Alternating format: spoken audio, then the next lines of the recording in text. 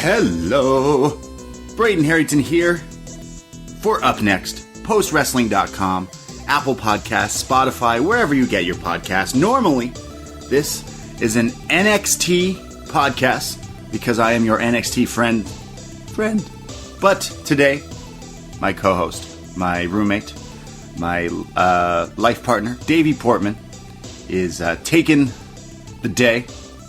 He's going off to work back in this pandemic. But you see, we are a wrestling podcast, and sometimes we don't just watch wrestling. We do have a Patreon, patreon.com/upnext. We have all sorts of reviews on there. But in these times, in a pandemic, we're all forced to stay at home and watch things. Whether it be HBO or Netflix or Disney. Well, Disney has put out something that I wanted to review. So damn it, I'm going to do it. I'm joined by friend of the show, Brother Nate, or as I still call you, TN8, Nate Milton.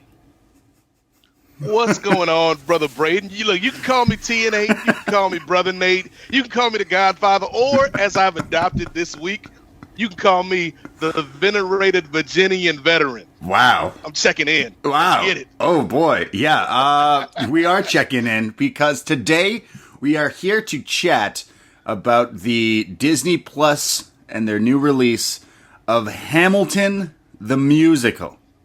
So the reason I call you TN8 is because... I mean, technically, Braden, it's Hamilton the Musical, the movie. Right. Yeah, okay. So, disclaimer, I am a Canadian who does not watch a lot of musical theater. Therefore, my take on Hamilton, the musical, the movie, will be so You gotta say accurate. the whole thing, like a pimp named Slickback. Yeah, so we decided that we wanted to do something a little different. And Nate, obviously you have so many different podcasts going on as well. And obviously wrestling is kind of what brings us all together and kind of is the reason we kind of all do these shows. But I was intrigued at this Hamilton the Musical because I'm not a musical person. Like I've been to some, but I'm not super into that kind of scene and world, which is super funny because my co-host, who is not here today, Davey Portman, went to school for musical theater in the UK. And I asked him, I said, hey, are we going to review Hamilton? It's coming out on Disney Plus.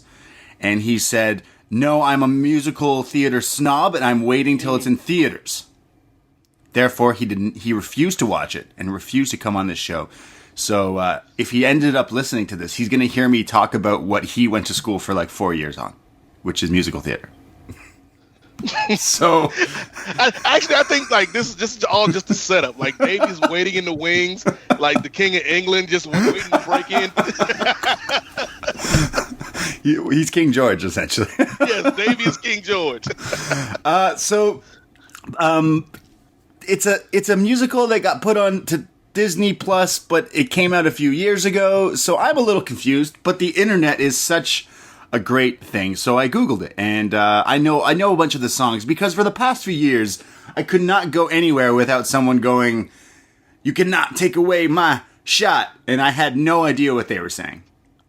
But now I've watched this movie, and we're going to talk about it, and maybe I will give away my shot. But Nate, before we kind of go into this review of this musical, because I just sat down and watched it and was tapping my toe and banging to these awesome themes and stuff. But how are you doing? How you doing, Nate?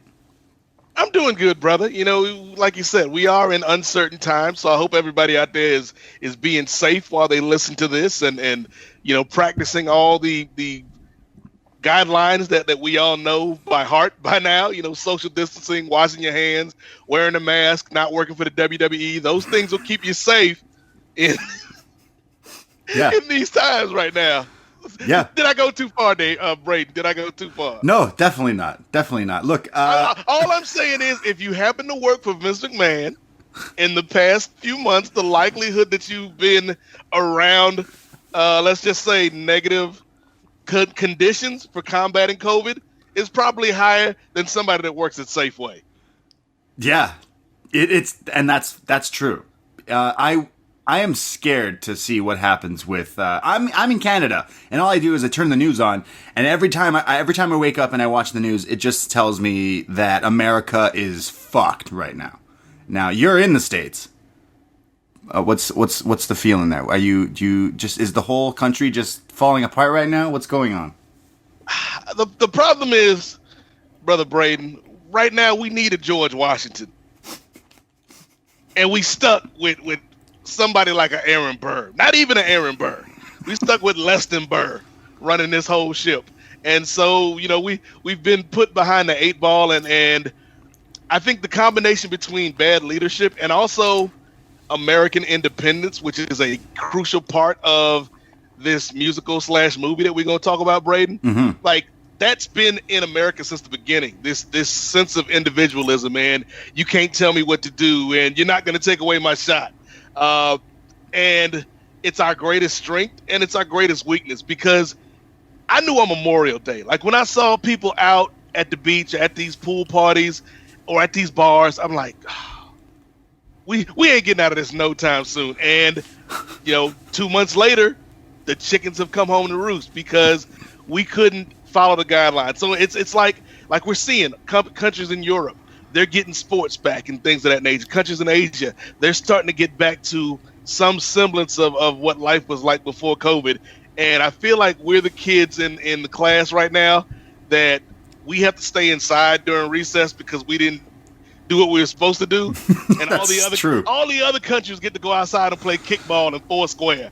And we stuck inside writing on the blackboard, I will wear my mask 100 times. That's it. Just wear the mask and maybe you guys would be outside, right?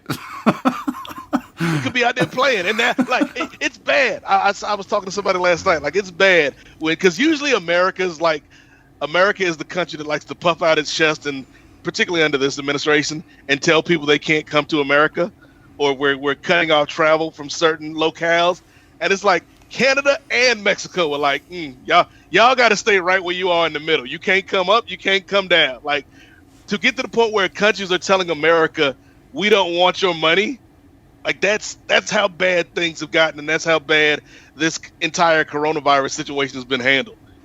Yeah, I couldn't imagine. Here right now in Canada, I'm in Toronto, and it's like we're slowly seeing the norm. Like the regular things kind of come back. Like you cannot take away my bars, but it's like it's still this weird world. Like everything to me, I go outside and it kind of looks normal again, but then something will click and you're like, oh, this is still in this weird, desolate future of what could be. But all we can do is still kind of see where it all goes. And like I said, whether you're stuck inside, whether you can still go to work or you're going back to work or wherever you may be,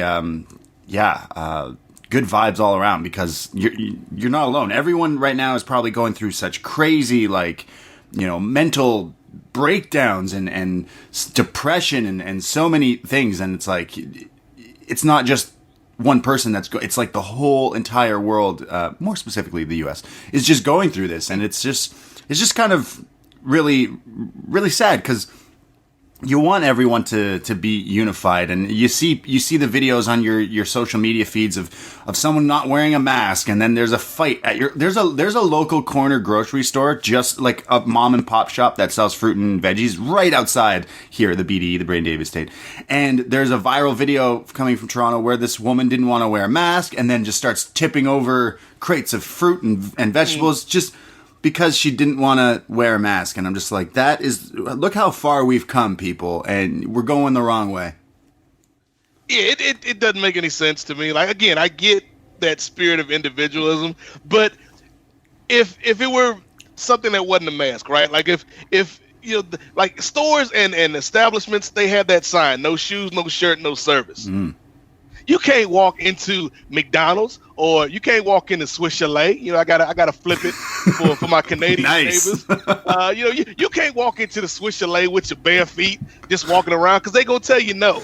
And you don't see people like having a fit about that. But for some reason, this whole mask thing has become political when it's not political at all. Well, it's become political because there's one idiot who's made it political. Yeah. And I'm not saying that everybody that doesn't want to wear a mask is an idiot. I'm just saying that the person that you're listening to is an idiot. And then I'll leave it at that, Braden. Yeah, I mean, you're the American, I'm the Canadian. Sorry, your president is an idiot. Like, it's like watching SNL, but it's the actual news. It's just so fucked up.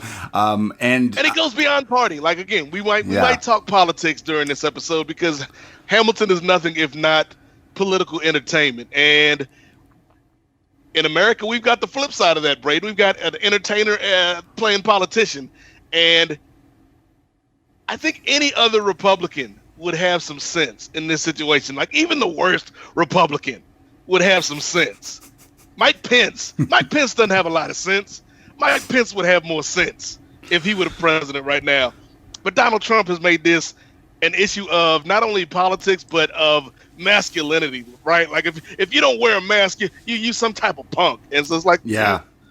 He says he calls you stupid if you are... Look, I'm someone who's suffered from severe asthma problems my entire life. Since I was a little kid, I've been inside and out of hospitals and stuff like that.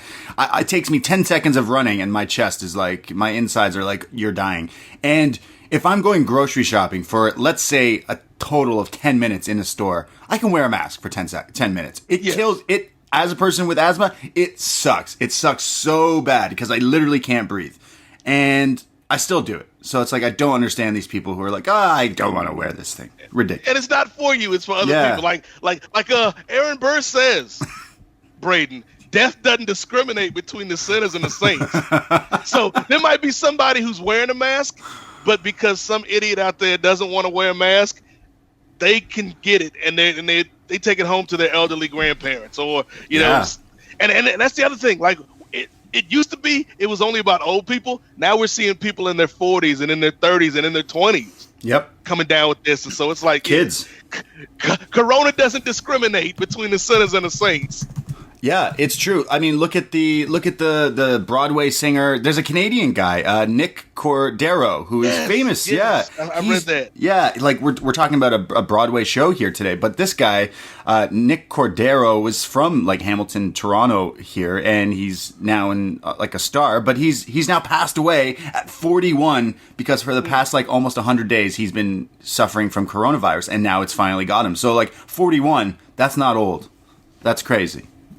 So, you just wear the mask. The only thing I'm upset about is the other day I bought a mask because it was like the Spider-Man mask. And then when I got home and I put it on, it didn't fit because it was for kids. So, it's like, I guess Miles Morales was wrong. Everybody can't wear the mask. So then this is the time right now for all the entrepreneurs out there. Yeah. Come out with some hot mask designs. Because I bought this is going to make me mad just talking about it, Braden. When this first started, I went on Amazon. And I was like, okay, if I'm going to have to wear a mask, I'm going to have the flyest mask fit in Virginia. It's going to be flexing. And I found like this sweet Atlanta Falcons mask. Like had the black and the red stripes going through, and then they had like the big bold Falcon emblem. And I was like, that's the one. And I purchased it. And then I didn't look. See, this is where I made a mistake, Braden. I didn't look to see where this shipment was coming from, and it turns out it was coming from China. And so it said when I paid for it, it said it'll be there in 2 to 3 weeks. I'm like, okay, cool. Yeah. 2 to 3 weeks later, I checked back in on it. My delivery date has been extended to 8 weeks. I'm like, that doesn't sound right. So I contacted Amazon. They're like, hey, these things, just keep in contact with the seller. So then 8 weeks goes by. Oh my God. We in the midnight, like I needed this for the start of coronavirus season. So now you're in the middle of coronavirus season. So now I'm just walking around wearing a plain white mask with the little elastic straps. And so I go back and they're like, yeah, we'll probably get it to you in January. And I'm like, January 2022. Yeah. Well, here's the thing. If America doesn't do what they're supposed to do, we might still be stuck in this hellscape in January 2022. So take your time, China. Take your time sending them. You're going to get this mask and it's going to be a kid size too. You know that. Yeah. Or you ordered a Falcons? Yeah, it's gonna come. It's gonna be a Cowboys one. It'll say it'll be like Cleveland Browns. Like, I can't even wear this with pride. Well, wear your mask, because we might. I'm saying we. I'm in North America, but it's like I know someone's made the joke, and I think it was Robin Williams here in Canada. It's like we're the apartment above the meth lab. So we're just like watching, like, what the fuck's going on down there? You guys need to sort this shit out. Yeah, wow. It's a revolution, is what it is. And we're here to talk about a revolution. I'm about to get schooled on some knowledge. Well, I did after watching this. But Hamilton, the musical, the movie. Right away, like I mentioned, I only knew the song because everyone was kind of bumping it. Not throwing away my shot. So I instantly started my own drinking game for this movie. Every time Alexander Hamilton says he's not giving away his shot, take a shot. That's nice. That's nice. See, I wasn't that clever, Braden. I didn't make a game out of it. I was just drinking. Because I've watched it twice now. I watched it on a Friday night. So I think that was the Friday it came out. Okay. Yeah, it just came out this past weekend, right? Yeah. So I watched it the Friday it came out, and I was drinking the whole 2 hours and 40 minutes, which probably wasn't a good idea. Yep. But we all make our choices in life, Braden. So I was drinking nonstop. That's a Hamilton reference. And then the second day, Saturday, I watched it again sober. And I picked up a little bit more than I did on Friday night just because I was in the right frame of mind to receive Hamilton, receive this artwork as opposed to the night before where I will say this, Braden, before we like even get into the nitty gritty of Hamilton, like just as a viewing experience, I think like the materials, we'll talk about what the material is, but I think presentation wise, there were a couple things that could have helped me. And maybe I was just doing Disney Plus wrong, but I needed subtitles. Sure. Yeah. True. And, yeah. Like, especially that first night where I wasn't completely 100% cogent, I could have used subtitles to follow along with everything because there were times where I had to stop and rewind. Like, did he say that? Did she say that? It's true. It's true. Like, again, I don't know. Like, in Canada, they don't really teach us a lot of American history. Canadian history, super fucking boring. American history, way more exciting. Thus, this musical. But for me, I'm watching like these songs and I'm like, oh, wait, did he just say that? Well, what does that mean? So I quickly go to Google and then I go down a wormhole and then I'm realizing I'm like 6 pages deep into King George II's Wikipedias of his like second wife or some shit like that. And I'm like, what is going on? What happened? So I agree. Maybe I should have watched it with subtitles, but I kind of just took it in and watched it. But the whole way this is like shot is filmed from a few years ago from like I think 1 or 2 Broadway performances. It was 2 performances in 2016. Yeah, so it's like kind of the OG cast of this main cast that kind of really got it big. Like I mentioned a few years ago, there was a real like bump. This was just so hot everywhere. Everyone was talking about it. Everyone was trying to get tickets to it. Everyone was playing the soundtrack. It was winning Grammys, all that kind of thing. So years later, they were singing at the White House when we had a actual president. Yeah. When you had an actual president, it was hot down there. It was good. And it's just interesting because for me, I think of musical theater when I was a kid and like a field trip. We went to see like some of like Disney productions or Phantom of the Opera and or The Lion King and things like that. So when I think of musicals, I think of like the classical like Disney kind of thing. And here I am watching something on Disney Plus. Now it's not necessarily a Disney like made product, but it's just interesting right off the bat that this is a like hip hop musical. And you don't quite see that at least kind of before this. I could see this being a whole genre that goes forward of so many different musicals kind of taking this vibe and going with it. But as a fan of like hip hop and modern music, it was so interesting to kind of get a history lesson from like rap battles and stuff. I will say that it like I would show this to kids in school because you would totally learn way more watching this than just kind of doing a test and like, who did Hamilton do? It's like, no, just watch this and you kind of learn things. Of course, there's factual differences and entertainment things that are added into scripts and stuff like that. But for the most part, it's you know, a lot of it seems to be pretty accurate. Yeah, the way I would look at it, Braden, is I think Hamilton is a good starting off point. Like, it's a good place to get somebody energized or interested in this time period in America, but it's not a documentary, right? So it's not going to tell you everything exactly when it happened. Like, there's some liberties, pun intended, that Lin-Manuel Miranda takes with, you know, certain characters in certain situations, and some characters are, you know, combinations of a couple different historical figures, but like the kind of bare outline of Alexander Hamilton and the founding fathers is there. But if you want to learn more about it, I think this is a good place to kind of get your appetite whetted, and then you can jump off from that.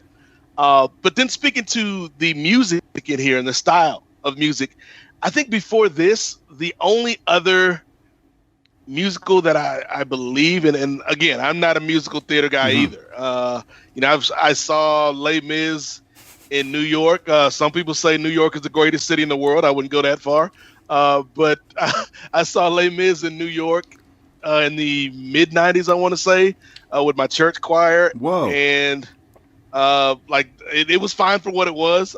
You know, I hear the people singing the songs of Angry Man. You know, it's cool, it's whatever. It just wasn't my cup of tea. But other than Hamilton, I think the only musical, to my knowledge, and then there's probably others, but again, when neither one of us are Davy Portman, so yes. this isn't our bailiwick. But Bringing the Noise, Bringing the Funk from the 90s. Okay. With Savion Glover, which used hip hop elements and tap and some other type of dancing styles. So like, but you got to think, like, if that's the only one, and then we go 25 years till we get to Hamilton, like, that's a big gap and an underserved audience. And I think maybe that's part of the reason why this was such a big hit when it first came out in 2015, because not only is this a brand new musical with a lot of talented people, but it's a musical style that doesn't get a lot of love from certain corners of the arts community. And I think this was kind of eye-opening for a lot of people. Isn't it funny that that is the case? Like, you're dead right with that, Nate. But then fast forward to now, and you have soccer moms driving around blasting this whole CD for the past 5 years. Like, legit, like all these people are like, oh, what is this? I love this. Take my shot, yeah. And it's like you, sure, just go with it. So, Hamilton, Alexander Hamilton, the musical, the movie. Now, this guy, Alexander Hamilton, it starts with a song, Alexander Hamilton. The way I have my notes is I'm kind of breaking down each kind of song. There is 2 acts in this movie with a 60-second thing, intermission. The intermission, yeah. But the movie, the show focuses on Hamilton, obviously, who comes from, like, is it the West Indies somewhere, and he's moving to New York to become a new man, to start a new life. And you see, in New York, you can be a new man, and I'm here to do all the things I haven't done. You got to talk less, smile more, and not let them know what you're against or what you're for.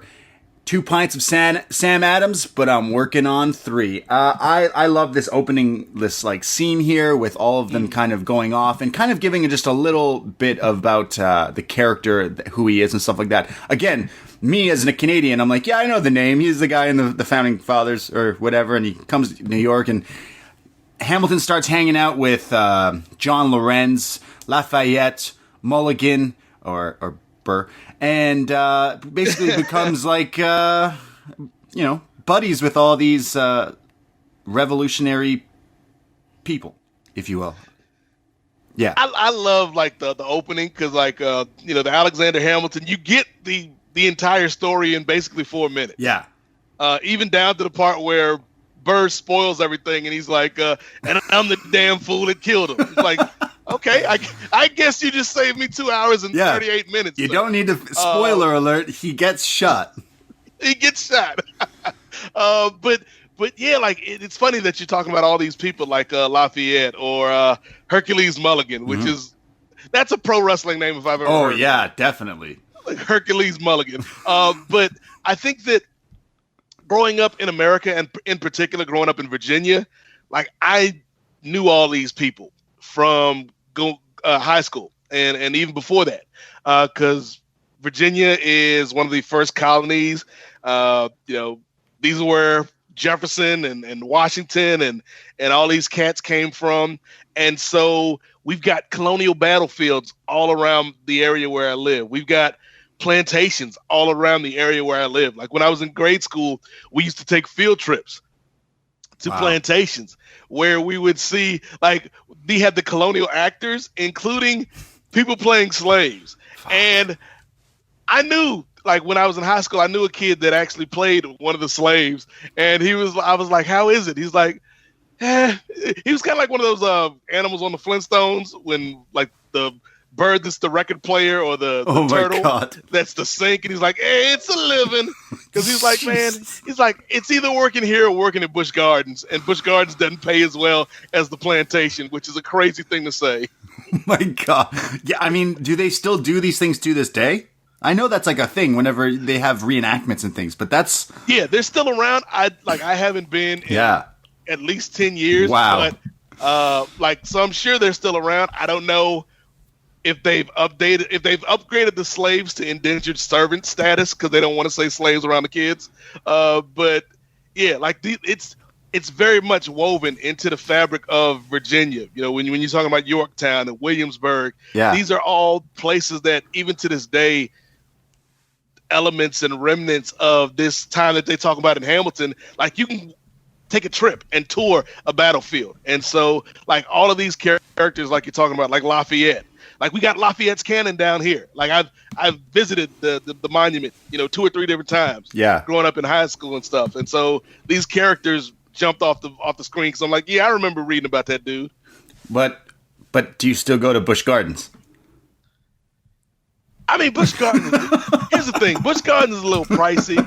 So if I am going to spend my amusement park dollar, and I don't want to get into a battle here, I know we've got the Busch Gardens crowd out here, we got the Disneyland folks listening, but for me, I like Six Flags. I'm a Six Flags man all day.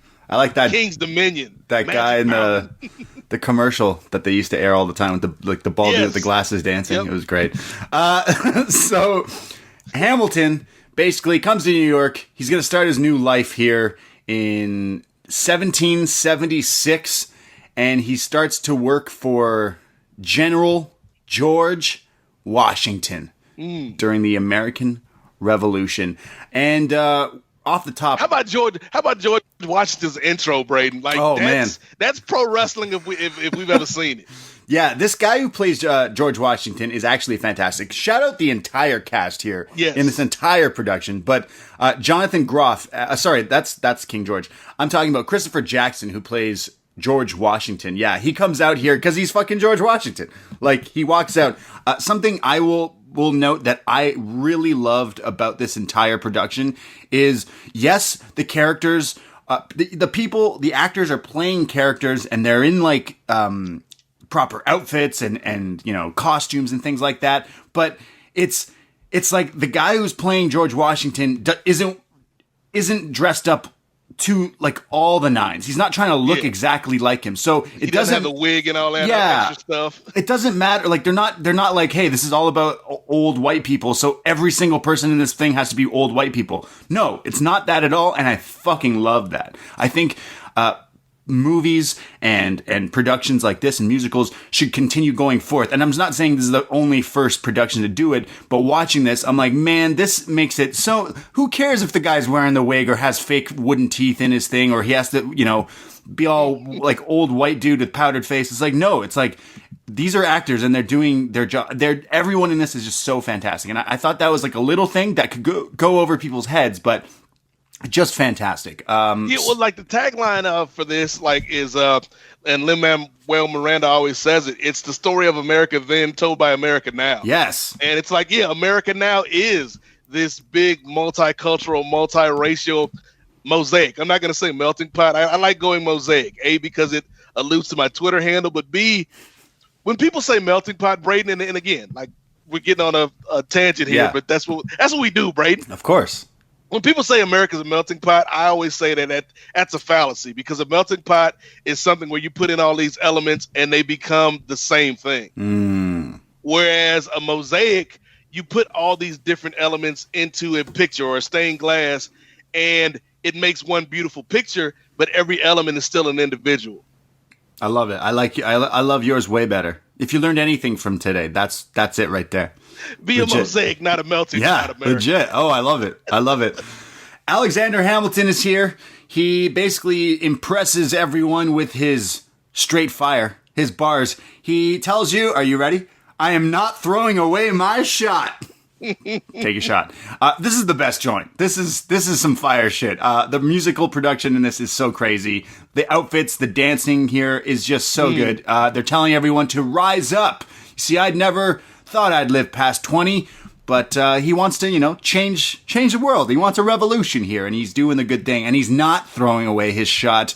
And they want to win. They want to have independence and all that jazz here in the U.S. But I love not throwing away my shot. My shot is the hottest song off the soundtrack, and it's just killer. Lin-Manuel Miranda is so entertaining to watch. Again, I don't know him from many things before this, but wow, does it. And a lot of these songs, I'm going in this not so much as a history buff, but a hip-hop history buff, and I can tell you right off the bat that Not Giving Away My Shot had some callbacks to not only Shook Ones by Mobb Deep, but also going back to Cali from Notorious B.I.G., who will have another kind of cameo later on. But I just love the different things. How are they doing a song about American history but somehow bring in Christopher Wallace, the only Christopher we acknowledge? We'll let the Biggie statue stay. Every other Christopher, you got to go. Yeah, the only Christopher. So I love this song. This is the one I watched it earlier before we were recording. I was walking around the house and I was bumping this tune. If this is the single, like it is. It's just so straight fire. The beat is tough. Everything about My Shot is just awesome. Yeah, that's the crazy thing about this soundtrack, though, Braden. Because I agree. I think My Shot is one of, if not the best songs in the musical. But every time, because I've got it on Spotify, and I just hit shuffle, and it's like almost every song that comes up is a banger. Yeah, and it's like even if there's a song that I'm kind of like, that was some mid, like that wasn't fire, that was some mid. It's only 3 minutes of mid, and then. Right after that, there's more fire. And so, I think you got to give a lot of credit to Lin-Manuel Miranda. I think he said it took him 7 years. Wow. To write all 46 songs in this musical. And outside of maybe 2 or 3 numbers, all of them hit. Yeah, definitely. Most of them. And it's crazy because I'm not a musical person. Not a musical theater person, but I noticed even here in Canada, the amounts of people who are who haven't even seen this yet, who are just obsessed with the soundtrack and the CD and the Spotify playlist and all that stuff. It's pretty crazy. And showing this to someone, they might just think it's a modern song because it's like a hip hop track. Well, that's the other thing, Braden. You can actually listen to these songs while you out riding around somewhere. No shade to these other musicals out here, but you ain't hitting Les Mis while you riding out here on these streets. You ain't playing My Fair Lady. I don't know. Down the boulevard. That fucking Moana soundtrack is tough. I don't know. Well, dude. Look, Moana. That's Lin-Manuel. Yeah, it is, isn't it? He knows what's up. Yeah, he really does. Because that is also banging.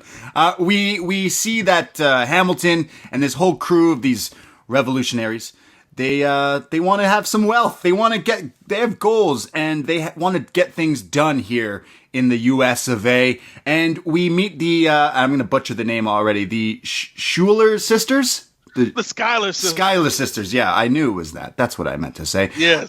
Excuse me, miss. What's your name? He says, I know it's not funny, but you smell like someone whose daddy's got money. So now Hamilton, we meet sort of his love interest. And this Schuyler sisters introduction song is a bop, Braden. Yeah, it's lit. Like, it's very much like, that's the other thing I like about the musical. Like, yes, it's predominantly hip hop, but they also throw in some different styles here and there. Mm-hmm. And the Schuyler sisters number is very much like Destiny's Child, Beyonce type of jam. Yeah, totally. Each song kind of, some of them are more like hip hop, and you could tell like, oh, that one's going after, like I said, like a Biggie feel or something. But some of them, other ones are like more R&B or, like you said, Beyonce or that kind of vibe. I definitely got it from this one with the sisters. Definitely Destiny's Child kind of vibes here. And basically, Hamilton's pretty much a player. Because he's got one wife and kind of a mistress. Isn't that kind of right?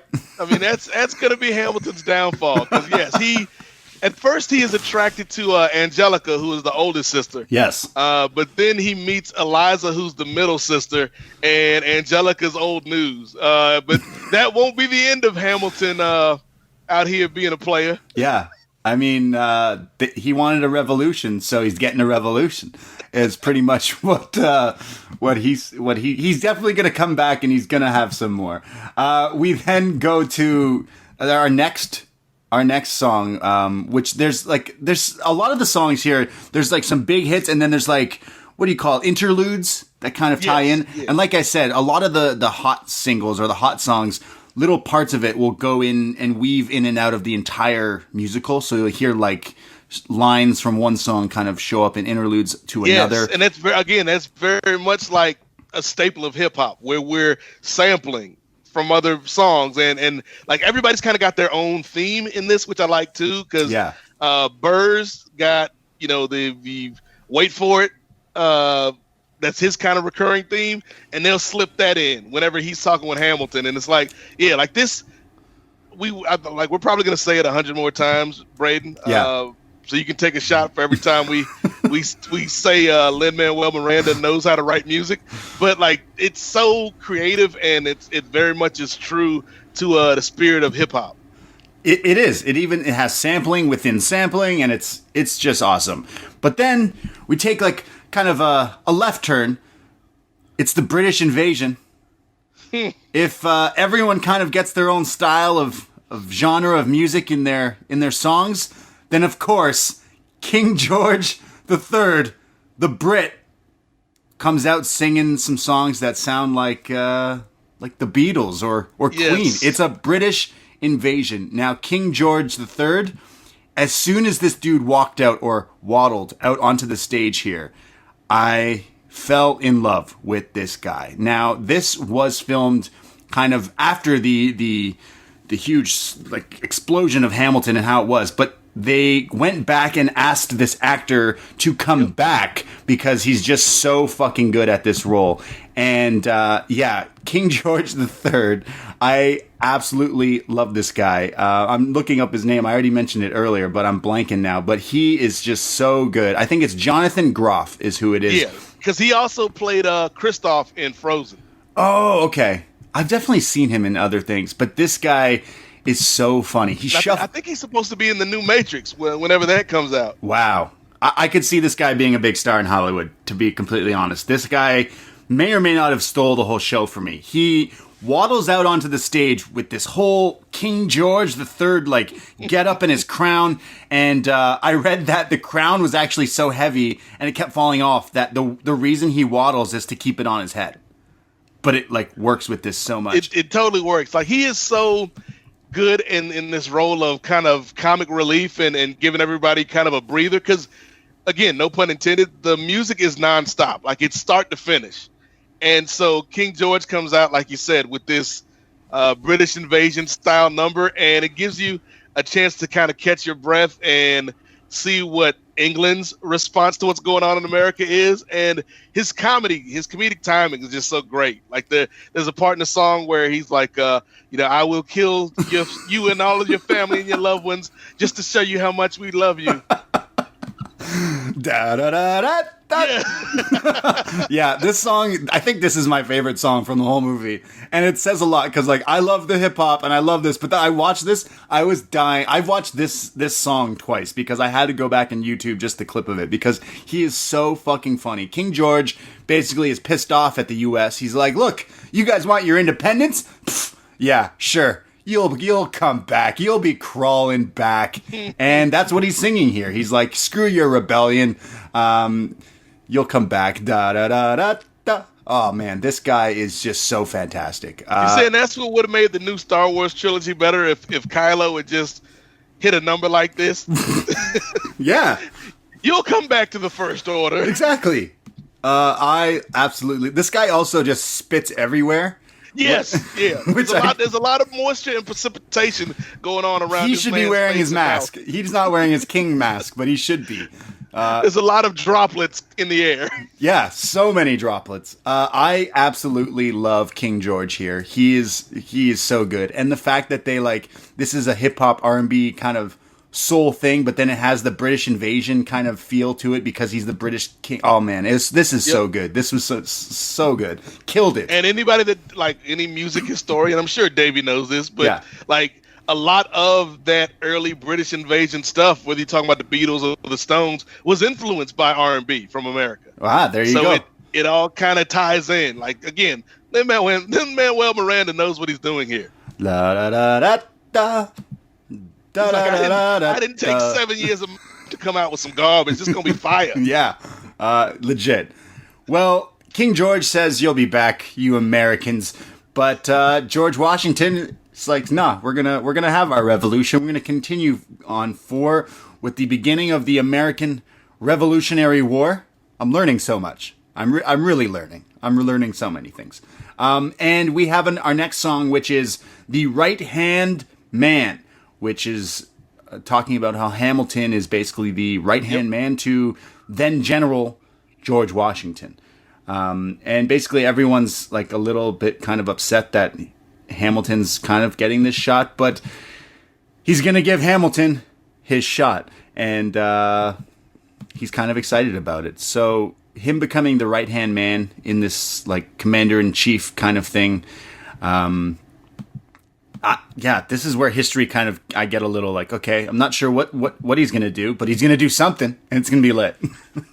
Well, basically what they're saying, like Hamilton, this whole first act, wants to prove himself, right? Like he's like he says in the song, he's scrappy and he's hungry. But George Washington is like, you can serve the country better by writing for me than by fighting for me. And Hamilton's like, I want to fight. And so we see like all these other generals that are failing, or these other lieutenants failing under George Washington until finally he's forced to put Hamilton in there. But yeah, like that's what he's going through right here, Braden. Like he's frustrated because he wants to do more, but Washington's like, I need you right here as my right-hand man. Mm-hmm. He's a better brain than he is a muscle, essentially. He's Bobby the Brain Heenan. There you go. Alexander Hamilton's the brain. We then go through more musical numbers, obviously, and from Right Hand Man, which was a lot of fun. I love George Washington. I love again the whole company, the whole main cast here is just killer. Christopher Jackson, like he has such gravitas in this role as George Washington. Like even though outside of Lin-Manuel Miranda and David Diggs, I didn't know half of this cast. Oh yeah, for sure. But the way, like, just when he comes on stage as George Washington, he carries himself with that stature. It's like, okay, yeah, let's follow this man and take orders from this man. He's very good. I love the outfits as well. And I said, he didn't have the wooden teeth, but it's okay. I don't know how he would spit bars with those in his mouth. We have a Winter's Ball. We then have Helpless, which is Eliza, who is Hamilton's now wife, essentially. And she's talking about how she's helpless. And then we have Angelica, who's talking about how she's Satisfied. Which a lot of people love this song, Satisfied, because the word count that the singer here gets in, is it Renee Goldsberry, I think? Renee Goldsberry, yeah. She's great. She goes she's doing some Busta Rhymes in this. She's like, and every time I gotta get it, I gotta go. She's just going crazy. Like, I don't know how many minutes, how many words a second here, but just fast, which will be beaten later on in the show by someone else. But wow, this is very impressive. Basically, Alexander Hamilton has this like a strange affair, but he's got a wife, he's got a mistress, he's got a girlfriend, he's got this, he's got that. Like you said, it will come to bite him in the ass, but this bit with Angelica is fantastic as well, because clearly there's some sort of love triangle that's going on here. But the way it's delivered is just crazy. Yeah, I do feel bad for Peggy though, because Peggy gets no love in this first act. Peggy is just there because she happened to be alive in real life, so they had to have 3 Skylar sisters. She's just there, the extra one. It's like we don't hear from Peggy after Act 1. Screw Peggy. We don't need Peggy. We have this love triangle where basically Alexander Hamilton is definitely not putting all his eggs in one basket. He's putting eggs in multiple baskets, but too many baskets. Yes, I mean, Alexander Hamilton is the protagonist of this story, Braden. I don't know if I'd go as far as to call him the hero of this story. Again, I'm not a history teacher, but from watching this, I'm like, he did some good things. He did some bad things. We then have what I write down in my notes as Burr with a dance hall pop song. Yes. This is Wait For It. Wait For It. Yeah, that's right. Yeah, because it's kind of got that dance hall kind of calypso Caribbean beat. Yeah, it does. Wait for it. Yeah, it's so fire. The instrumental itself is so killer here. I was bopping around to this theme. But he basically, and it's like sets up the dynamic between the two, because like we've already said, Braden Hamilton is like going at 100 miles an hour. He's hungry, and your man Burr over here is like, I'm just gonna sit back in the cut. I'm not gonna let people know how I really feel, and that's the friction that carries on between them for the whole musical. It's almost as if Burr knows that Hamilton's coming for it, and he's like, "Oh man, like screw this guy." You know what? I'm trying to think. Did you ever watch the movie Amadeus? Oh man, like time ago. But the music, right? The composer, right? Yeah, because Burr is kind of like Burr's a more likable Salieri. Like, okay. Salieri, the dude in Mozart, dude in Amadeus is jealous of Mozart. Yeah. And knows Mozart's coming for the crown. Like, Burr is less outwardly evil than that guy, but he's still the villain in the Hamilton story. And he's jealous. He's jealous that Hamilton has this like drive and like, you know, fire to do well. And Burr's is like, yo, bro, I'm trying to chill and like get paid. But the dance hall track here is so that there's another thing where if you just took out maybe change the lyrics over this, people would bop this on the radio. It would be a top 10. So many of these songs would be top 10 Billboard songs, and which I think some of them already were. But like the way they are is like sounds like a song that is hot today, which is just so crazy considering it's a musical where you go in thinking you're gonna see like classic like Les Mis and stuff, but then we're seeing actual songs and like. I really love this as well. I love the different variations and genre kind of blending in together. It's like this was a pop like ballad, but it was really cool. Because then we go from that to 1, 2, 3, 4, 5, 6, 7, 8. Yes. Which is the 10 crack commandments. Wait, sorry. The 10 dual commandments. Yo, this might be one of the hottest songs of the whole show, Braden. It has to be. It's straight fire. Tell me why you like the 10 dual commandments. What is this? Because it's basically they're having a debate, but of course it's a hip hop musical, so they're gonna rap battle it out. Yeah, like so the whole idea of dueling is like there were rules to dueling. Like, you just didn't go out and shoot somebody. Like, there was a quote unquote code of conduct, a code of ethics, the code of honor. The code of honor, if you will. Like, this is Ring of Honor back in the 1800s. Exactly. But like, so I love this song because like you said, it's a nod to Biggie. But then they're telling you what's going on step by step in the duel, and it's something that it makes sense in this particular duel between I think it's Lauren and the general that was bad mouthing Washington. Yeah, is it Charles Lee? Yes. Yeah. But then it, of course, obviously comes back to the very end of the musical when Hamilton and Burr, spoiler alert, have to face off in our main event. But like, I just love the way they kind of go through everything, and then we get that moment where they send out Hamilton and Burr to talk about it, and they're both like, "This is stupid," and then Hamilton's like, "Yeah, but your man's is an idiot," and then Burr's like, "I guess we're doing this then." Oh shit. Well, Hamilton's kind of like the peacemaker here because he never really wants. He's like, duels are stupid, essentially, most of the time.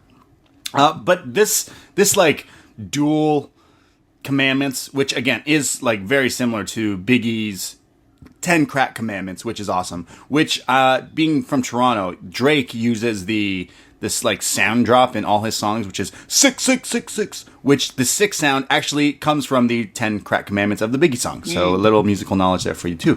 But I love this. This was so cool. This is exactly what I like thought I'd get when I thought about, okay, they're making a hip hop musical about like Revolutionary War and what are they gonna do? Like rap battle instead of like argue and duel, and then they literally have a duel commandment. So I was like, yeah, this is what I came for. Another thing that's really cool that I didn't like, again, after I watched it the second time, I went online and looked up some like tidbits about it.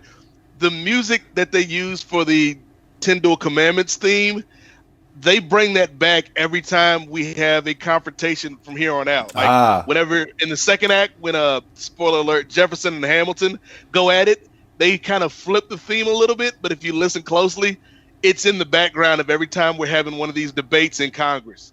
Yeah, so they're using, like, there's different themes to different parts that it comes back when it's like a fighting, when it's a dueling kind of thing. Oh yeah, it's super cool the way they put it all together. Like it's sampling itself again. The beat here is just nasty. But remember one thing: don't throw away your shot. Take a shot. And Lorenz, he non-fatally shoots this Lee guy, and Washington is kind of pissed off at Hamilton. He's like, "Yo, bro, fuck." Again, my history here, I'm like, I don't know if what's going on, but I'm trying to follow through. We then go to Hamilton's wife, who is now pregnant. Yep. And there's the songs "Meet Me Inside," "That Would Be Enough," and then basically, "Let Me Be in Your Heart," "That Would Be Enough." Eliza is explaining to him, like, look, just love me, and that's all I need in this life. You don't need to be a tryhard, Hamilton. You just need to love. And he's like, yeah, cool. Where's your sister? Basically, again, Hamilton. He is the star of this story, but not always the best human being. Yeah, he's really not. We see Marquis de Lafayette. By Lafayette. Played by the amazing David Diggs. Yeah, so this guy plays not only Lafayette, but also Thomas Jefferson.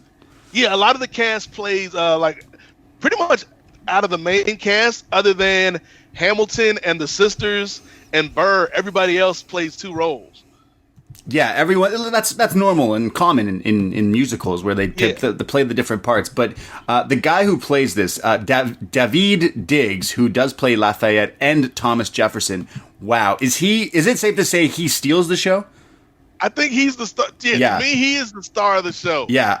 And for those that aren't familiar with him, he is the uncle on Blackish. Shit! Really? Whoa! I didn't even realize that. Yeah. And he's also if you watch the show Snowpiercer on TNT, he's on that now. Okay. That's crazy. So I knew I recognized this guy. And I made the joke to Braden when we were talking about this off air. Yeah. Like, he reminds me, if we were casting WWE stars in Hamilton, he would totally be Xavier Woods, because they really do favor each other. You know what? Even the hair when he raps and stuff. David Diggs, this guy, another one I think will be. I'm just clicking his thing now, like Wikipedia, and he's already got like all these awards and nominations and so many like things. But he was also in Zootopia, so now I love him even more because low key Zootopia, fantastic movie. David. Who was he in Zootopia? I don't know, but he's also set to be Sebastian in the new Little Mermaid. Yes, so I knew that. Yeah, wow, be great at that. And Diggs and Lin-Manuel Miranda will be writing songs for the Little Mermaid too. So instantly gonna have to go see that. But yeah, this guy is fantastic. I could see this guy basically being a big deal. I think this whole, like, after this release on Disney Plus, like, I think this whole cast is about to get a bump. Yeah, legit, because it was already bumping before this, but then everyone now can watch it at home on this Disney Plus, and everyone's like, oh, this is pretty lit, and there's going to be even bigger. Yeah, I see this getting even bigger than it is, which is already fucking huge. But David Diggs is just so fucking funny. He spits hot fire. He says, history has its eyes on you, as Washington promotes Hamilton to command in the Continental Army, but he's basically upset that Hamilton keeps getting the push, isn't it? Like, he's upset that Hamilton's getting the push, but he kind of wants it. This guy raps so fast. I mentioned the Angelica with the Busta Rhymes type rapping, but this guy, David Diggs, he can go so fast. I don't know how many words a second, but wow, he could give. In the first act, he's rapping in a French accent. Like, it's crazy. It's crazy. He's almost like Busta Rhymes, Twista. I know a lot of people are like, oh, Eminem, rap god. Like, to me, I always think of still Busta is always, and Twista is like the fast ones. Like, rap god is cool, but he doesn't really say anything. Whereas here, he's like fucking going, and it's just crazy. Really, really love this guy and his fast rapping. Because anyone can rap fast, but you still got to say stuff in it. Yeah, and he does that here. It's great.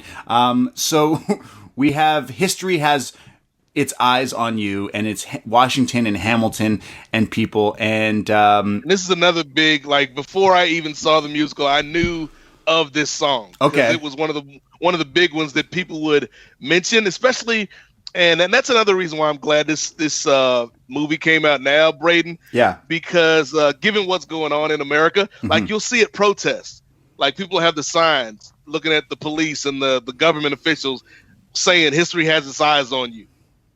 And so it's like, yeah, like, this is something that I'd never seen this before, but I knew just by living in America and the cultural zeitgeist that history has its eyes on you was a big deal. Yeah, and it's true. I mean, this, when they say that too, in regards to Hamilton, it's basically like, hey man, Hamilton, you're going to be a pretty big part of this war and history, because history has its eyes on you. But yeah, I mean, history has all the eyes on everything right now, I'd say, in the time we are right now. But for the better cause, I love this song as well. History has its eyes on you. Hamilton basically gets promoted by George Washington to this position in the Continental Army, and other people are not so excited about it. But he's not going to throw away his shot. He says it a lot. He says that quite a lot. He does. He's not through saying it. The Americans. That's his Stone Cold Steve Austin. That's the bottom line. What? The Americans beat the Reds because they wave the white flag. The Brits don't want none of that. They don't want none. And the Americans have the world turned upside down. And it's kind of like this like drinking song that comes into play here, where they're talking about. Did we get to the big Hercules Mulligan Swerve yet? Oh yeah, what happens with Hercules? Sorry. So like we've already seen through the whole first act. Like we've seen Lorenz and we've seen Lafayette, all of Hamilton's drinking buddies. We've seen Burr, like what they've done in the war, but we haven't seen Hercules since they left the bar. And in I think it's 1776 Yorktown. Yes. They tell the story of when Hamilton and Lafayette cut off the British, and we get Cornwallis surrendering in Yorktown, and he's like, how did we do it? We had a spy the whole time. And then all of a sudden, Hercules Mullins hops out. He's like, yeah, I was the tailor, but the whole time I was a tailor, I was stealing secrets from the British. Like, okay, Hercules Mulligan. He was a spy on the Brits. Hercules. Yeah, that guy's hilarious. The fact that, like, yes, they picked the perfect person to play Hercules Mulligan because he feels like a guy in the crew that would be down for whatever. Like, he's that all-purpose goon. That's who he is. I love the guy who plays him too because he doesn't look like a spy at all. He's huge. Yeah, like how is this guy blending in and fooling the British? I love this. So that song is Yorktown, The World Turned Upside Down, and that's the one where they're talking about the surrender of the Brits there, the Reds, and it's there's a drinking song that they keep saying that they like quote, and they keep bringing up The World Turned Upside Down. Apparently it's like a celebratory drinking tune that you drink when you're winning. And I looked it up, and it's an actual song, but it's not as lit as the songs in this movie. So we then have the return. Guess who's back? King George is back. And he shows up with his crown and everything. King George is asking, what comes next? You know? What's going to happen? What's going to happen? That's a very good question. What's going to happen in this world? You see... we're fighting, and I'm so blue, and it's more of his like la da da da da. His music, his songs. Every time the King George shows up, is almost in the same style of like the song that he originally sang. There's talking about oceans rising, empires fall. It's much harder when it's your call. Man, imagine being King George. All that weight just. You're carrying around everything you decide to do. It all weighs down from you and your choices. It's probably why he had really bad, mental health issues because he had to make all these brash decisions. But King George is just so fucking funny. He wasn't a bad guy. He was just overstressed, Braden. Yeah, that's it. You just needed to lay back, But he didn't do that. But why is this guy so fucking good? I absolutely love. Yeah, he's perfect. And shout out to the other King George, who was the King George at the time, for stepping down. Because, like, I don't know if I could have been that guy, Braden. Yeah. True. Not only are you I'm sure he got compensated, but not as much as he would have if he were in this show that's now a movie. Yeah, so they basically, this King George was in the show. They then, some of the cast changes, and then they filmed it. But for King George, they got the OG King George to come in and get the spot back. And it hits so much. It hits. It definitely hits. I think they made the right call. Yeah, he is so perfect. I might be King George for Halloween, just because. We have dear. Maybe can be Hercules Mulligan. Yeah, exactly. We have our next song, which is "Dear Theodosia." Theodosia. Yeah, I'm butchering the names, but I'm terrible. But they're basically welcoming some children. You see, Hamilton and Burr, are both orphans who have grown up and now are starting their own families and becoming a father. So it's basically this song about these two welcoming children into their lives, which is Theodosia and Philip, respectively. And these two guys are basically singing their heart out, saying, look, now we have children, so we're going to fight to, make this place better and create a world that I want my kids to live in and shape the future and so forth and so forth. It's the parent song. It's let's have some kids. And it's also why I think Burr works better as an antagonist than Salieri did in Amadeus, because this actually humanizes Burr. It makes you like, yeah, like this guy isn't so bad.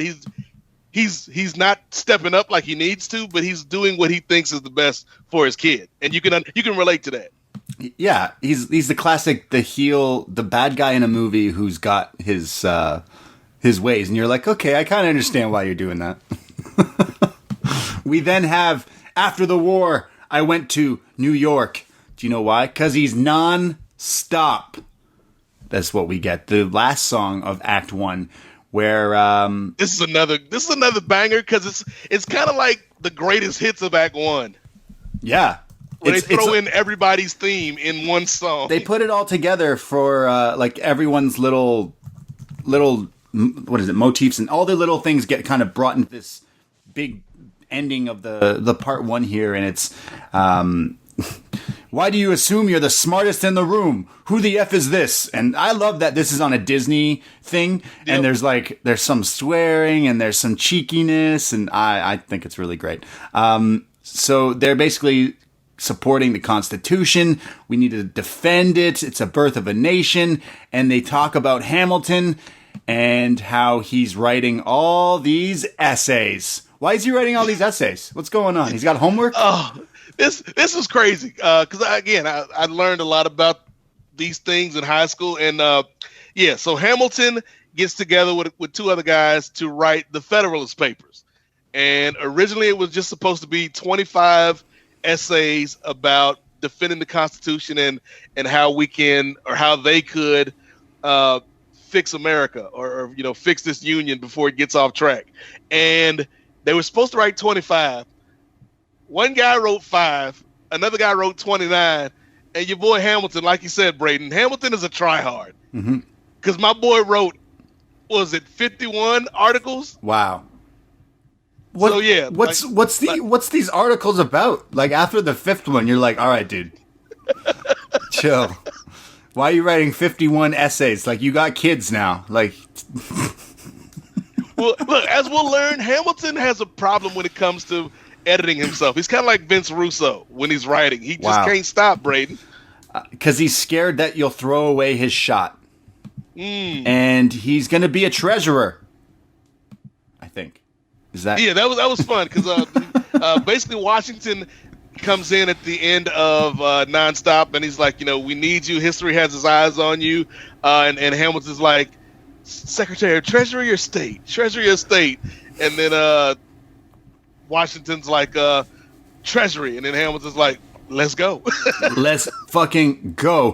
The Federalist Papers and the Secretary of the Treasury. He's newly elected from President Washington, but Eliza basically says, Hamilton, no, like what are you doing? We got to be a couple. And I think Angelica then moves away to London, and basically she has a new husband and a new man, but that won't stop Hammy. That won't stop him at all. But he's moving on up. He's moving on up, closer and closer. I mean, if you were to write 51 essays about anything, someone will finally listen to you, I think. Because it's 51. They're like, all right, maybe you have something to say. Maybe. Because it's 51 fucking essays. I don't even think I've written 51 essays in my life. I was going to say, like maybe the accumulation between high school and college, but even then, 51 is a lot of essays. Yeah. And again, Hamilton, these aren't 2 or 3 page essays. These are probably 50 pages each. Oh, yeah. These are fucking, like, novels. These are fucking, like, big honking essays. And he did it. And he made it to treasurer. But then it's intermission. Popping corn time. Get your drinks. Are you allowed to drink at Broadway? I've never been to Broadway musicals. There's a bar in most Broadway shows. I don't think you can drink in the theater, but you can drink in the lobby area, I think. Would they have like themed beverages for like I don't know what you would drink. What would go? They were like Sam Adams. Sam Adams was making all that money at the concession stand. Yeah, I would say so. Or like old fashions. That's what they're drinking. Or some big stogies. whatever they were smoking back in. Clearly, some people were smoking a lot. But it's intermission for the movie. It's only a 60-second little thing up on your screen, so you have 60 seconds to go do whatever it is. So we come back. It's Act 2. Thomas Jefferson. This is a beautiful way to start Act 2, isn't it? Thomas Jefferson. Go for it. Because Bird, like, not only is the antagonist, but Bird's also kind of the narrator, in a sense, in this musical. And so he's bringing us up to speed about what's happened, and then he's like, "Oh, by the way, have you met Thomas?" And we get Thomas Jefferson.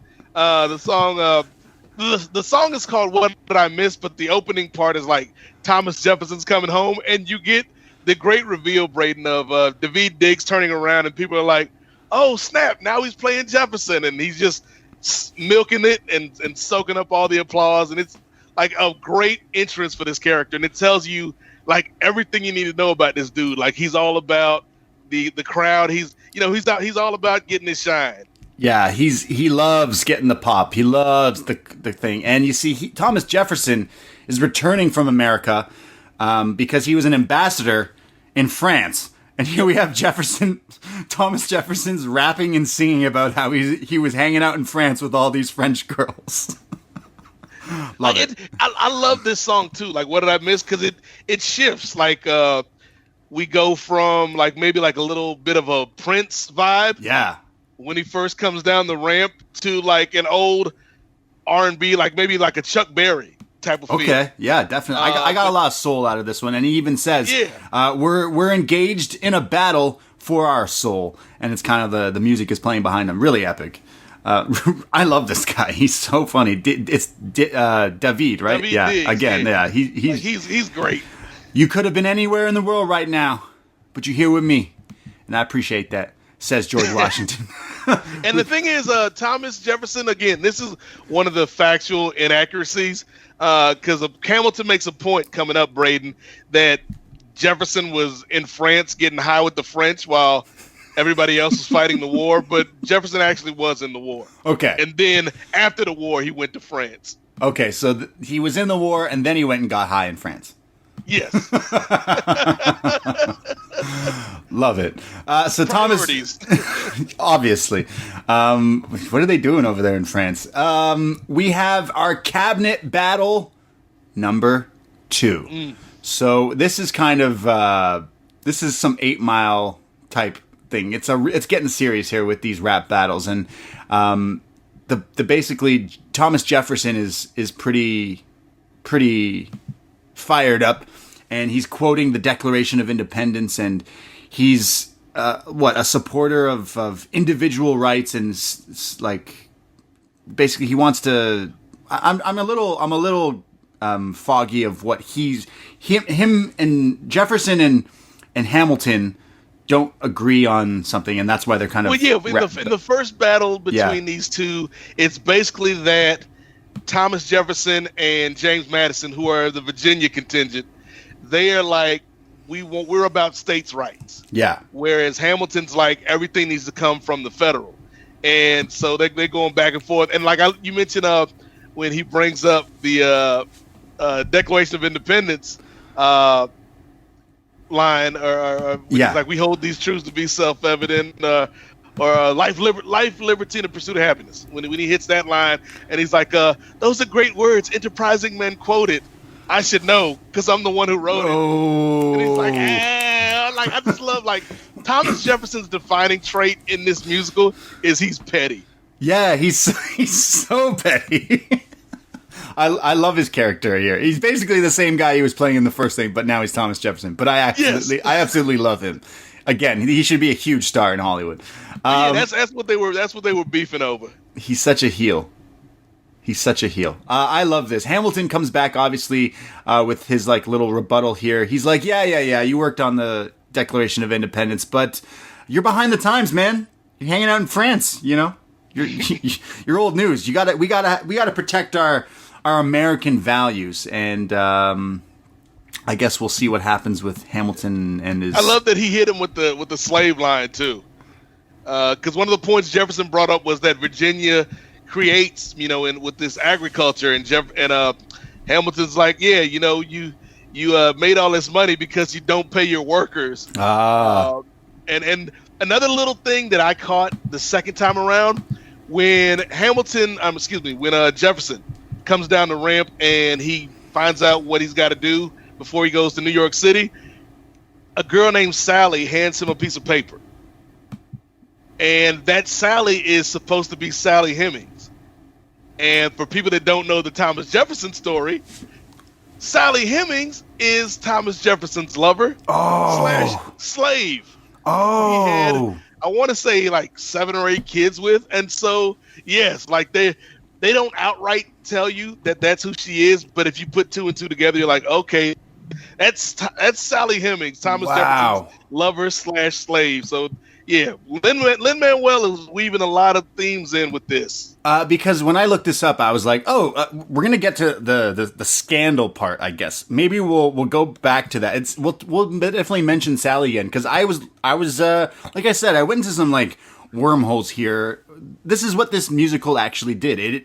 It inspired me to just, on my time off, I found I was deep into reading about history. And I'm like, when the hell do I ever read about American history? But this movie made me do that. And I totally got onto the page of Sally. Is it Hemings? Yep, Sally Hemings. And I totally was like, whoa, wait. And it's something that didn't come out just yet. Let's wait till we get to that scandal and maybe bring her back up. But I did not even catch that in there, which is just crazy. I didn't book that at all. So many little things that they kind of sneak in here. But then getting back to this battle, Braden. Yeah. Like Hamilton wins the battle because obviously he's the top face in the territory. Yeah, he's B-Rabbit. So Hamilton wins the battle, but I love again how petty it is because Hamilton wins, but then Madison and Jefferson come up to him afterwards and they're like, you might have won the battle, but you don't have the votes to get this pushed through. Ooh. And then we get your man David here taking a page out of Grandmaster Flash and the Furious Five. Yes. When he's like, you're such a blunder. Sometimes it makes me wonder why I even bring the thunder. I love that. I have that right here. Sometimes it makes me wonder. Yeah, like I said, there's so many hip hop lines that come through, like that are famous and then brought like. So it's something history that happened way before hip hop, and then hip hop comes, and then they take that and mix it in with the history. It's so meta. Really love that. Sometimes it makes me wonder, why did I even bring the thunder? We then have like a little, and the guy that plays Madison is the guy that played Hercules Mullen. So like Hercules Mulligan, and so like those are 2 totally different characters, and like the cast is just so good top to bottom. Yeah, I think the whole main cast here just absolutely kill it. Every scene, they're just like incredible. I'm not a musical theater guy, but like the choreography and the costuming and everything is just so interesting to watch. I'm pretty sure you could just throw this on, like if you had a party, which parties aren't a thing now in 2020, but you could just kind of throw this on and people would be like, oh, this is really interesting. It's almost like. It's not almost. It is visually appealing, as well as you can hear the awesome songs.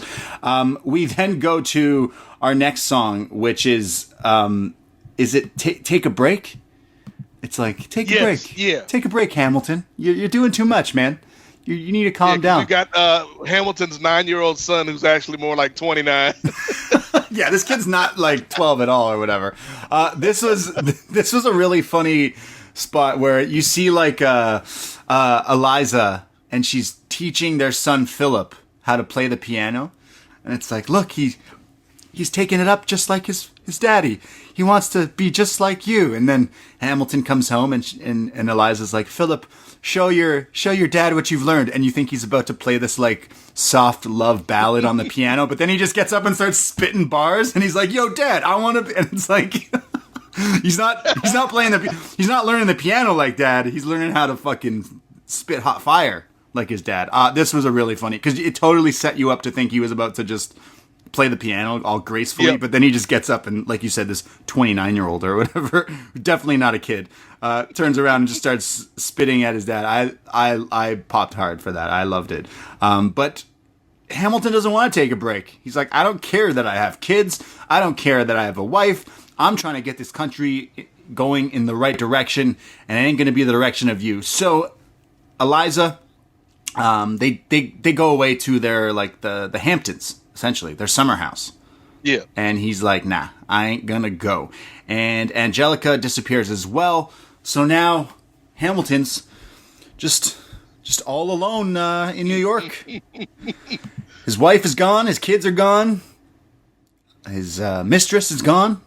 He's just all alone. And in New York, the city that never sleeps, somehow he finds himself sleeping with someone else. Yeah, he just couldn't say no to this.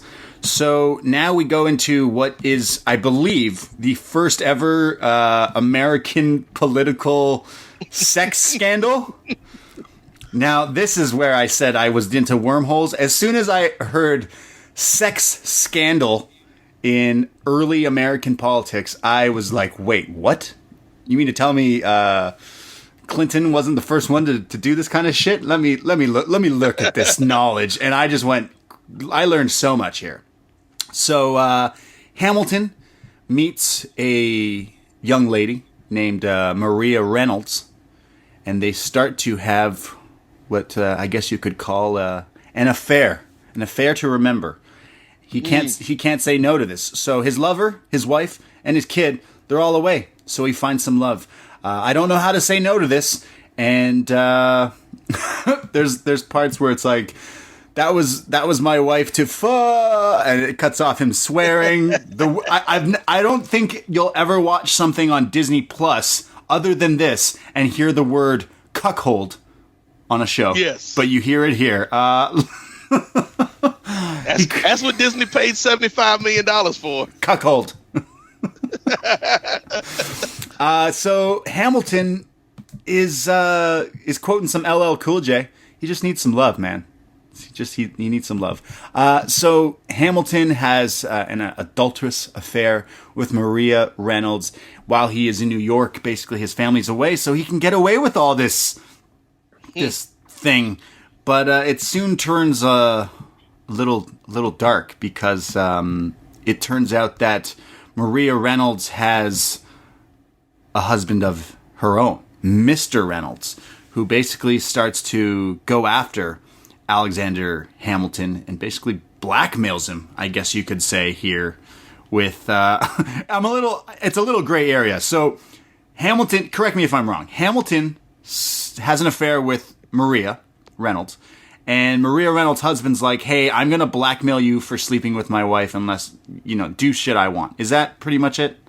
Yeah, so basically he's like, I don't care that you're sleeping with my wife. He's the cuckold. But I know if this gets out, it's going to be bad for you, so I'm going to need you to slide me some money. Yeah.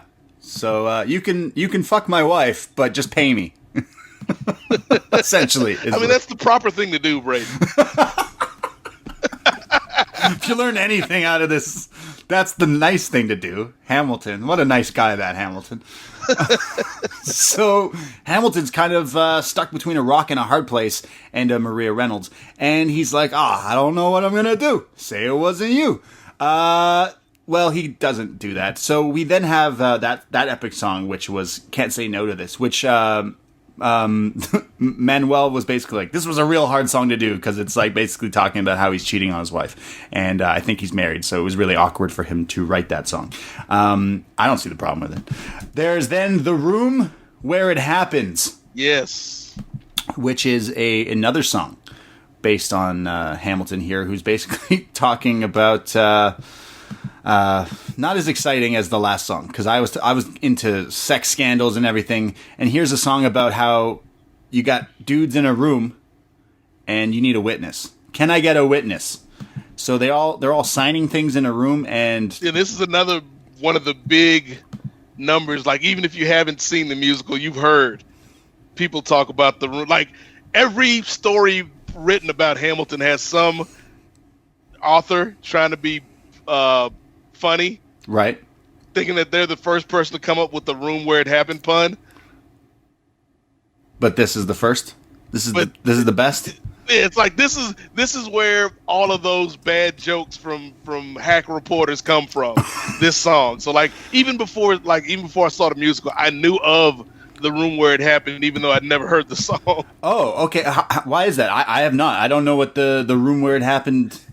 Because I feel like just watching it now, watching it twice, it feels like this is maybe the most Broadway number of all the numbers. Okay. Yeah. Okay, I get that. We get to like the very end where Burr is really kind of kicking it up a notch. Like it feels like this is probably the number that sold the show to Broadway.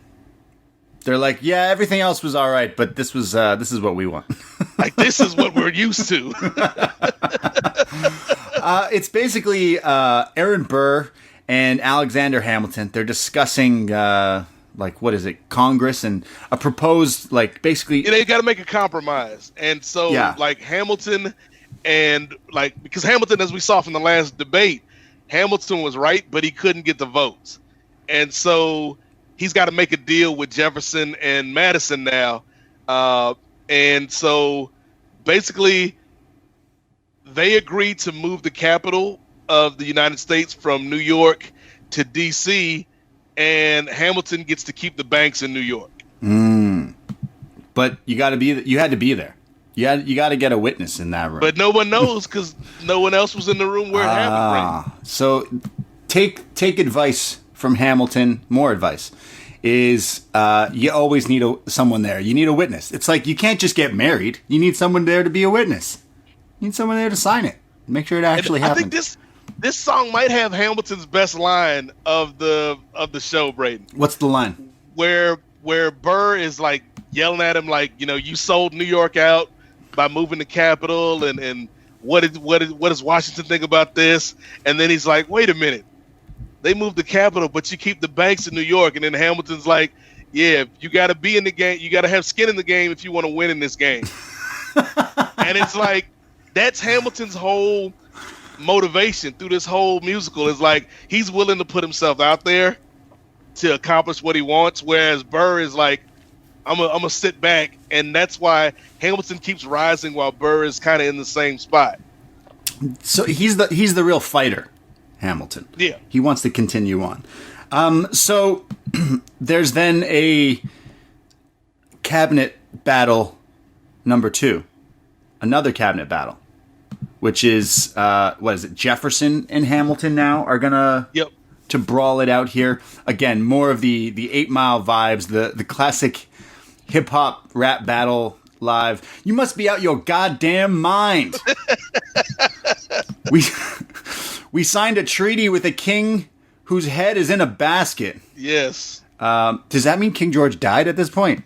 No, this is okay. I got scared. Okay, so what happened right here is France is now fighting with England, and classic. Jefferson's got the relationship with France, so he wants the United States to send aid. And Hamilton's like, we just got out of a war. We can't help France. Like, we got to help ourselves right now.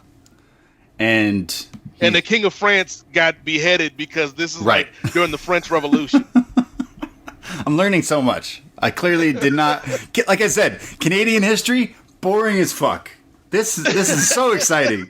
You're just talking about beheading and stuff. In Canada, some guy signed a thing and was like, oh, you didn't dot that right. And the guy was like, oh, sorry, eh? That's history in Canada. Here you're talking about all this stuff. And we don't have musicals about our history yet.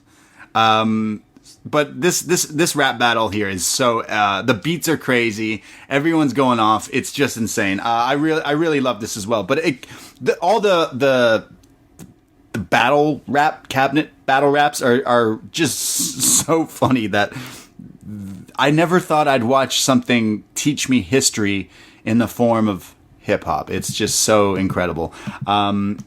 Hamilton doesn't want to fight Jefferson and basically says, you ain't shit without George Washington. So, yeah, Jefferson wants to be the boss. But Jefferson basically wants to run this ship now.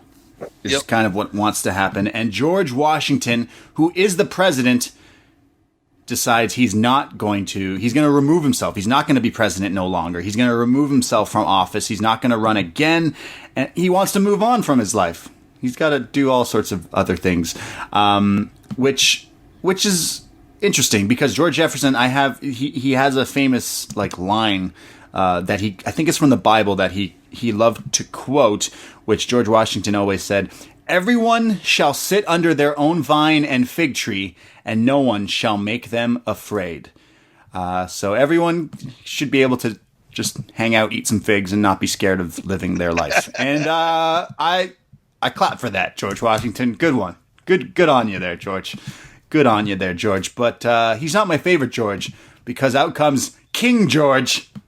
Yes, he's coming back. Like real quick, back to your man, because I do like this. Like his song was good. Chris Jackson's song was good, and like he got really emotional. Yeah, for like, one last time. Crying. Yeah, he was crying at the end of the song, and then we get this great moment where like all the Americans kind of fade into the background, and as Washington is walking off the stage, he passes King George, and it's like this really cool moment between the two of them. It's like Hogan and The Rock at WrestleMania. Wow, George Washington and King George. That's exactly it. Imagine they had. I know there's there's obviously comparisons to epic rap battles of history, which is a total thing that I used to love watching on YouTube. I highly recommend, but. Epic rap battles would kind of do this. They would do George Washington versus King George because, like, that's just what people want to see is the hot feud, the hot match. But One Last Time is the song where George Washington, like I said, is quoting that, and there's speeches, something to do with I think Barack Obama as well, where he's reading like this farewell address. It has ties into that as well, but it's super awesome. I love the fact, you're right, the fact that there's like the passing of the shot between King George coming back out there again. Just when you thought King George was gone, he comes back out. Oh, I fucking love this guy.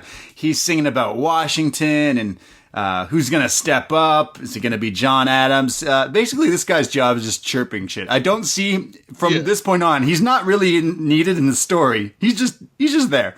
There's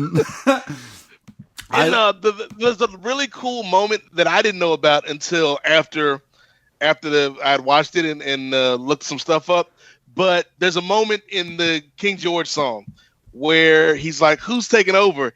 And his servant comes up and tells him it's John Adams, that's the new president. And the girl playing the servant is low-key an important part of the story. Okay.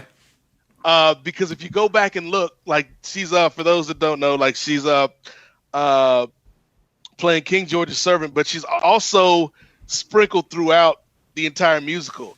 And Lin-Manuel Miranda wrote her in as the messenger of death. So like whoever she's around, death is gonna follow. Oh. Like if you go back to the Yorktown battle scene, like she slaps hands with Loren after they beat up a British soldier. And Loren dies pretty soon after that. She's around when Hamilton, like she's always kind of hovering around Hamilton when the ensemble's dancing. And so it's like you can track her character as kind of being like the metaphor for Hamilton's going 100 miles an hour, but even he can't outrun death that's always kind of circling around him. I love it. I didn't even book that as well, where she's always around kind of hovering. The angel of death. Yes. Well, King George is talking about how he knows this president, and he's like, that guy, that's going to be their president? Was it John Adams? That guy sucks. He's like, good luck, you fat motherfucker. He's like, I know him. And they're talking about scandals and how the U.S. ain't got no power. I just love how King George is just watching this from afar and just kind of laughing at what's going on with the U.S. kind of history here. But I can't get enough of King George III. We then have the Adams administration, where we now have a new president, I think, which is John Adams. Again, I don't know my U.S. history as well as some others, so I quickly clicked on I just Googled list of presidents, and I see John Adams was the second president of the United States.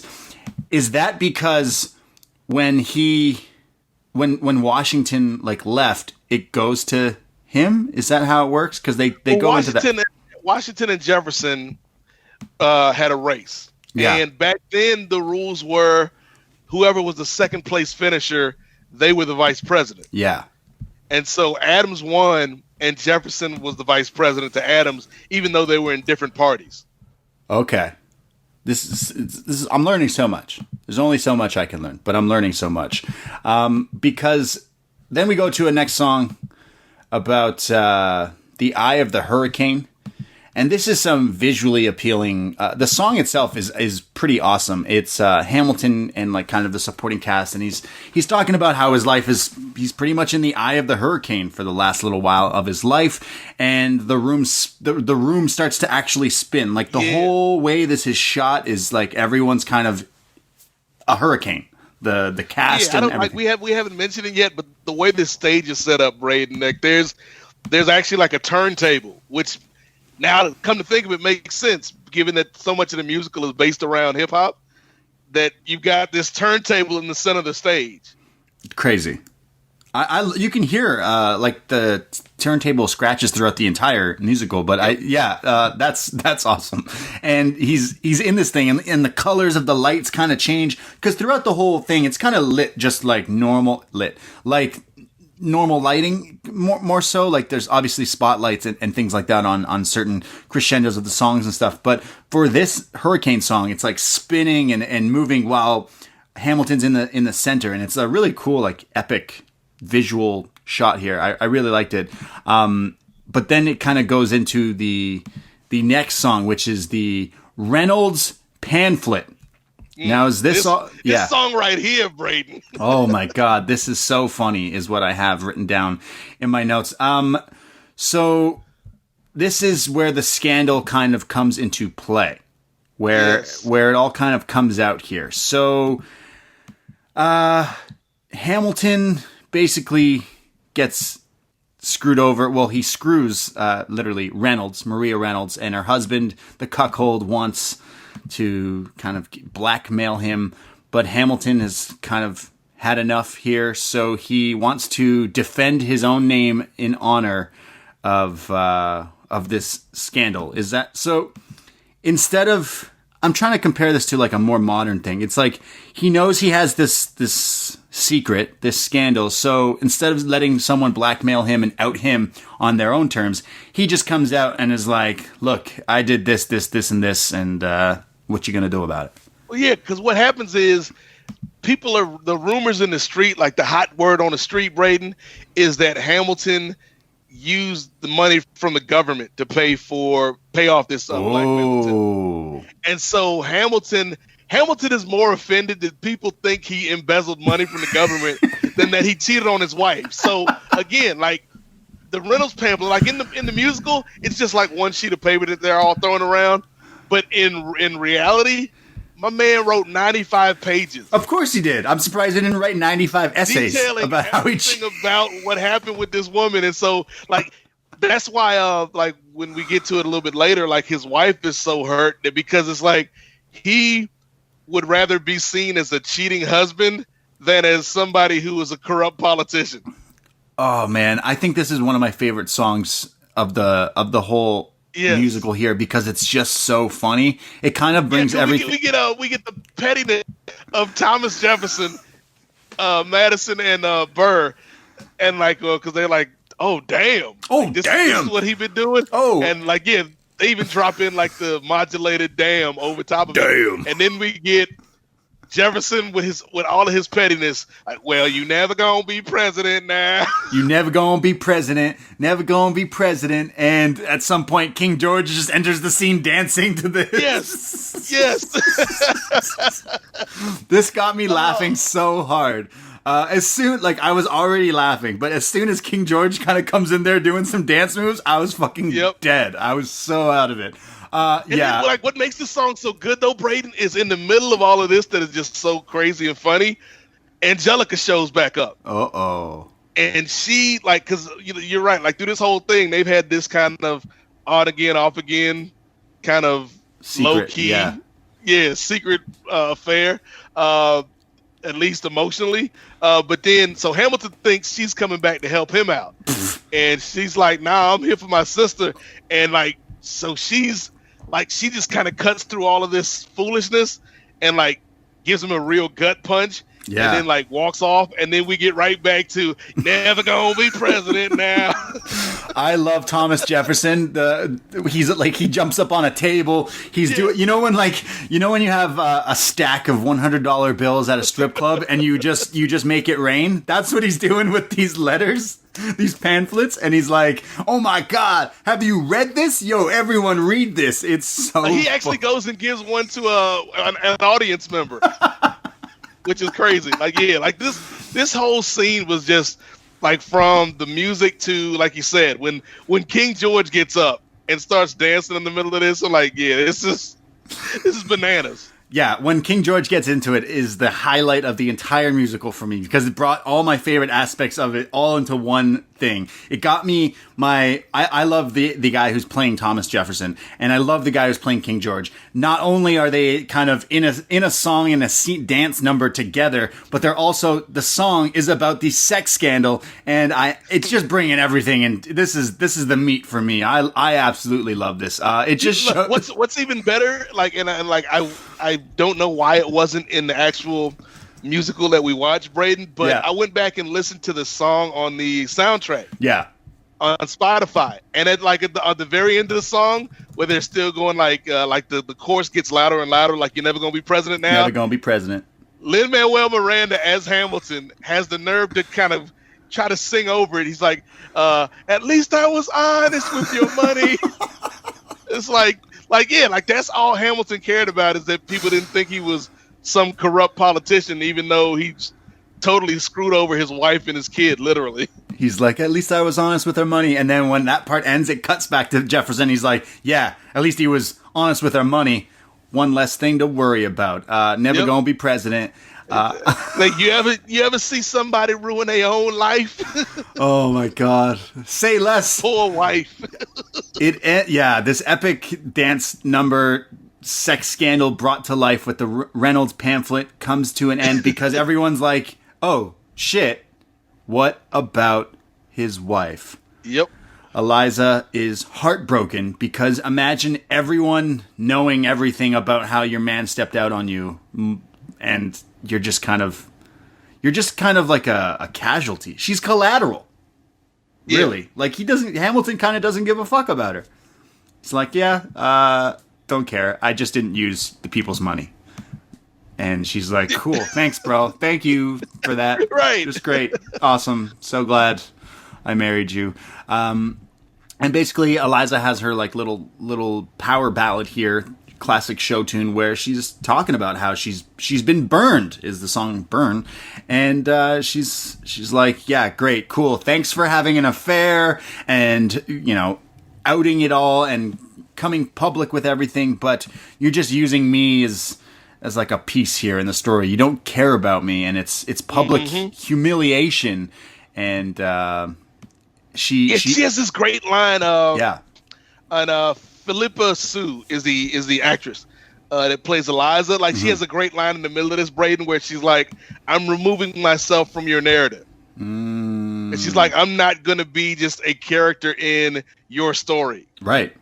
And it's like, really, like, that's when she starts burning all the letters and stuff. And like, yeah, this is a real, like, emotional beat that I didn't expect going into this musical. What is the saying? "Hell hath no fury like a woman scorned."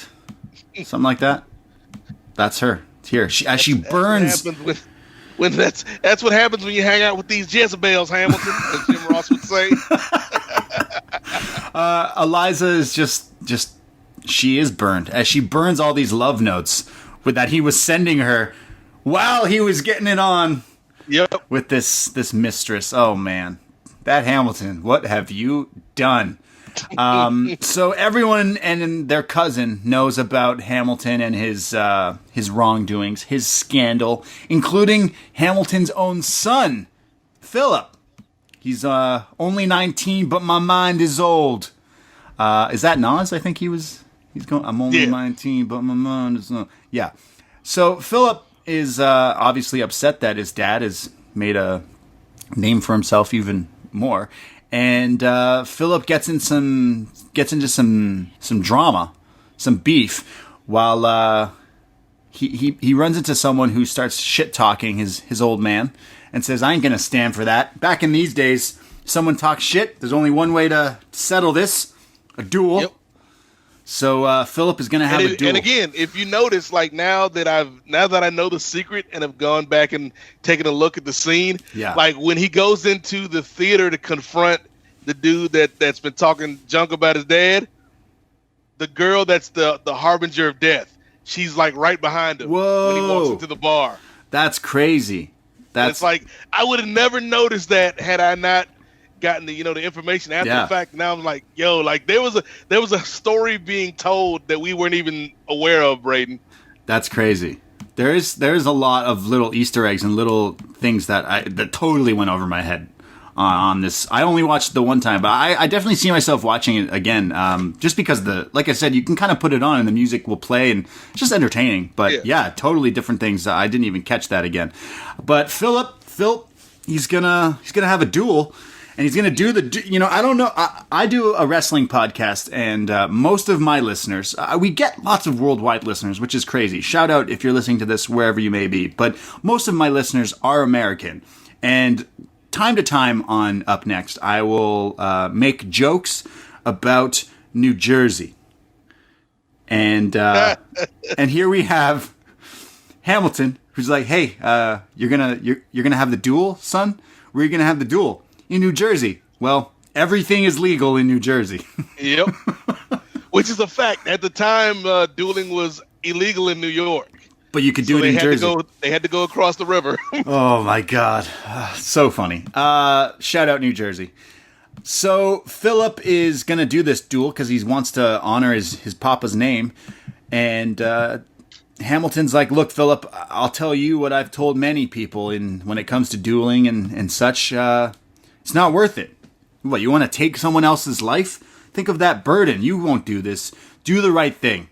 Shoot for the sky. Shoot for hopes and dreams. Don't shoot people. You don't want to do that." Philip is like, "You're right, Dad. You're right." So when it comes to the duel, Philip shoots to the sky and gets shot and dies. Yep. Way to go, Dad. Wow, great advice. Son, you're going to go to a duel, whereas a duel is two guys who then turn around and try to shoot each other. But in this thing, son, don't do that and you'll live. But he doesn't. So rip Philip. Wow. And it's always cool when they do these duels, because this is the second shooting duel that we've had. Yeah. In the musical, like how the scene just kind of stops and they go back to 1, 2, 3, 4, 5, and everybody bringing in all the elements for the duel. Like it's really cool. It's a good visual kind of gimmick to get you in the mood for these two guys in New Jersey shooting at each other. It's like ECW, two guys in Jersey shooting on each other. Oh my God, it's New Jack. Yeah, this was really cool, but it's sad because now his son is dead, and we go to our next song, which is like another kind of ballad in this show, which is "It's Quiet Uptown." And we have like these lots of strings and kind of sad, more somber thing, because it's Hamilton and Eliza kind of grieving over their son and how they kind of wish things went into a different avenue of their life, because they're like, imagine we lived uptown, it'd be quiet, and we wouldn't have had any of this thing, which is kind of shit to say for it's kind of shit for Hamilton to say. He's like, imagine if I didn't cheat on my wife and did all these terrible things. Imagine if I had listened to my wife all these years. But instead he's like, yeah, we should just live uptown. No, you should just be a nice person. Yeah. It's really an emotional kind of song here, because they're sad that if he didn't go down, it's the butterfly effect of Alexander Hamilton. If he didn't do all these things, he'd probably still have his son. And Lin-Manuel is like crying in this song at the end of it. It's really like a dramatic part of this musical, but it's really awesome. It shows you that that they're people. is what I got out of this. Really liked it. It's a really a dramatic scene, really emotional scene. And again, like, I think obviously when you watch this, you're drawn to Lin or, David or even, Groff playing the King of England. But like Philippa Sue does a great job in a role that I think could easily be just like a throwaway character. Sure, definitely. We then go to the election of 1800. So Jefferson just pops up after this sad song. Like, so we just had this slow, dramatic, depressing thing about Hamilton and his wife and how their kid died. And then just Jefferson pops up and goes, "Can we get back to politics?" That's exactly what he does. Like, so Jefferson's funny. Like, all right, let's get back to what we're really here for. Yeah, let's get back to the actual story. And he gets back in here, and it's Jefferson and Burr, and they're discussing Hamilton and the whole team and everything about this kind of election, because they decide that the election's coming up. Obviously, Hamilton won't be president because they told him, but they decide that they need him on their side. They need to have Hamilton to kind of push Jefferson into the next election here. So they know that they need Hamilton to kind of give him the rub, give him the. Yeah, what happened was Jefferson and Burr beat the other opponent, but they tied, and so then the vote had to go to Congress, and so Hamilton, even though he was like disgraced and kind of out of the picture, still had a lot of pull. And so they're like, if we can get Hamilton on Jefferson's side, that'll give us what we need to make Jefferson the president. And so, so they get the rub from Hamilton, and that is what sets. Again, Hamilton is the architect of all of his failures in this musical. Because if he had kept his mouth shut, he would have still been alive. Because he tells the people, like, I disagree with Thomas Jefferson, but at least he stands for something, whereas Aaron Burr stands for nothing. And that is what gives Jefferson the presidency, and Aaron Burr is the vice president. So Hamilton gives Jefferson, he says, "Jefferson has my vote," and everyone is like, "Oh, well, if he's voting for him, then we gotta vote for him." So they all vote for him, and this is where they kind of describe the vice president thing. So Jefferson wins, but his vice president is basically could be president, and they go on to change that. He goes, "Wait, what? The second guy will become vice president? Well, as president, we can change that." Yeah, like, again, being so petty. And so, like in real life, Burr served for 4 years. Okay. As the vice president, but then when Jefferson was reelected, Burr got kicked off the ticket. See ya. He's gone. So we now have a president, I guess. And we go to our next song, which is the Obedient Servant. Yes. Do you want to describe this song? Yeah, so basically, like, this is after Burr's been kicked out of his spot as vice president. So in real life, this is like 4 years later after the election. Yeah. And so he's basically pissed off because Hamilton messed up his whole situation. You fucked my vibe up. He's writing, he's like, "Bitch, don't kill my vibe." He's Kendrick Lamar. And so he's writing to Hamilton like, we gonna have to settle this in a duel. And then Hamilton writes back like, "You'll have to be more specific because I've insulted you 34 times. Which time are you talking about?" He calls Hamilton arrogant. He just rips him. This wasn't necessarily one of those cabinet duels, but out of the entire musical, I got like Eminem or Dr. Dre vibes with this song, because it's very like they're angry at each other, and like, I don't know, Eminem and Dr. Dre are known for having angry type hip hop in their lyrics, more so Eminem, but I got definite vibes out of this one because it's like they're basically setting up this main event match, this big fight, which is going to be the duel. They're cutting promos. Yeah, this is them setting up this big fight. This is what is who's the Mayweather and Mayweather and Floyd. I'm blanking on his name. Yeah, Conor McGregor. Yeah, this is exactly this. They're like, yo, we're gonna trash talk and keep going, keep going. And Burr is like writing one letter at a time, and then Hamilton's being essays. Hamilton. Sending essays to this dude. That's like, and if you notice, Braden, when you go back and watch it, the person that gives Hamilton the quill to write the essay is the girl that's the angel of death. Oh no, Hamilton, watch out! If we could only go back and save him. It's like, Hamilton, you don't notice this chick? Every time she's around, something happens. Bad things are happening when she's around. But basically, they're saying the world is not wide enough for the two of us. So we gotta end this. We gotta figure take this to New Jersey. The New York State Athletic Commission won't sanction this match. It's a no holds barred duel. No holds barred. Oh, that's for you, John Pollock. So we get a series of like flashbacks and kind of what's going on to with Hamilton and his life, and we see the best of wives and the best of women, which Eliza and Hamilton kind of talk it out and stuff like that. I still think Hamilton's a bit of a dick when it comes to his I don't know, marital matters. I don't know. Which is probably why she doesn't care if he goes off to the duel or not. He's like, look, I might die. She's like, cool. Go do that. You should probably go do that.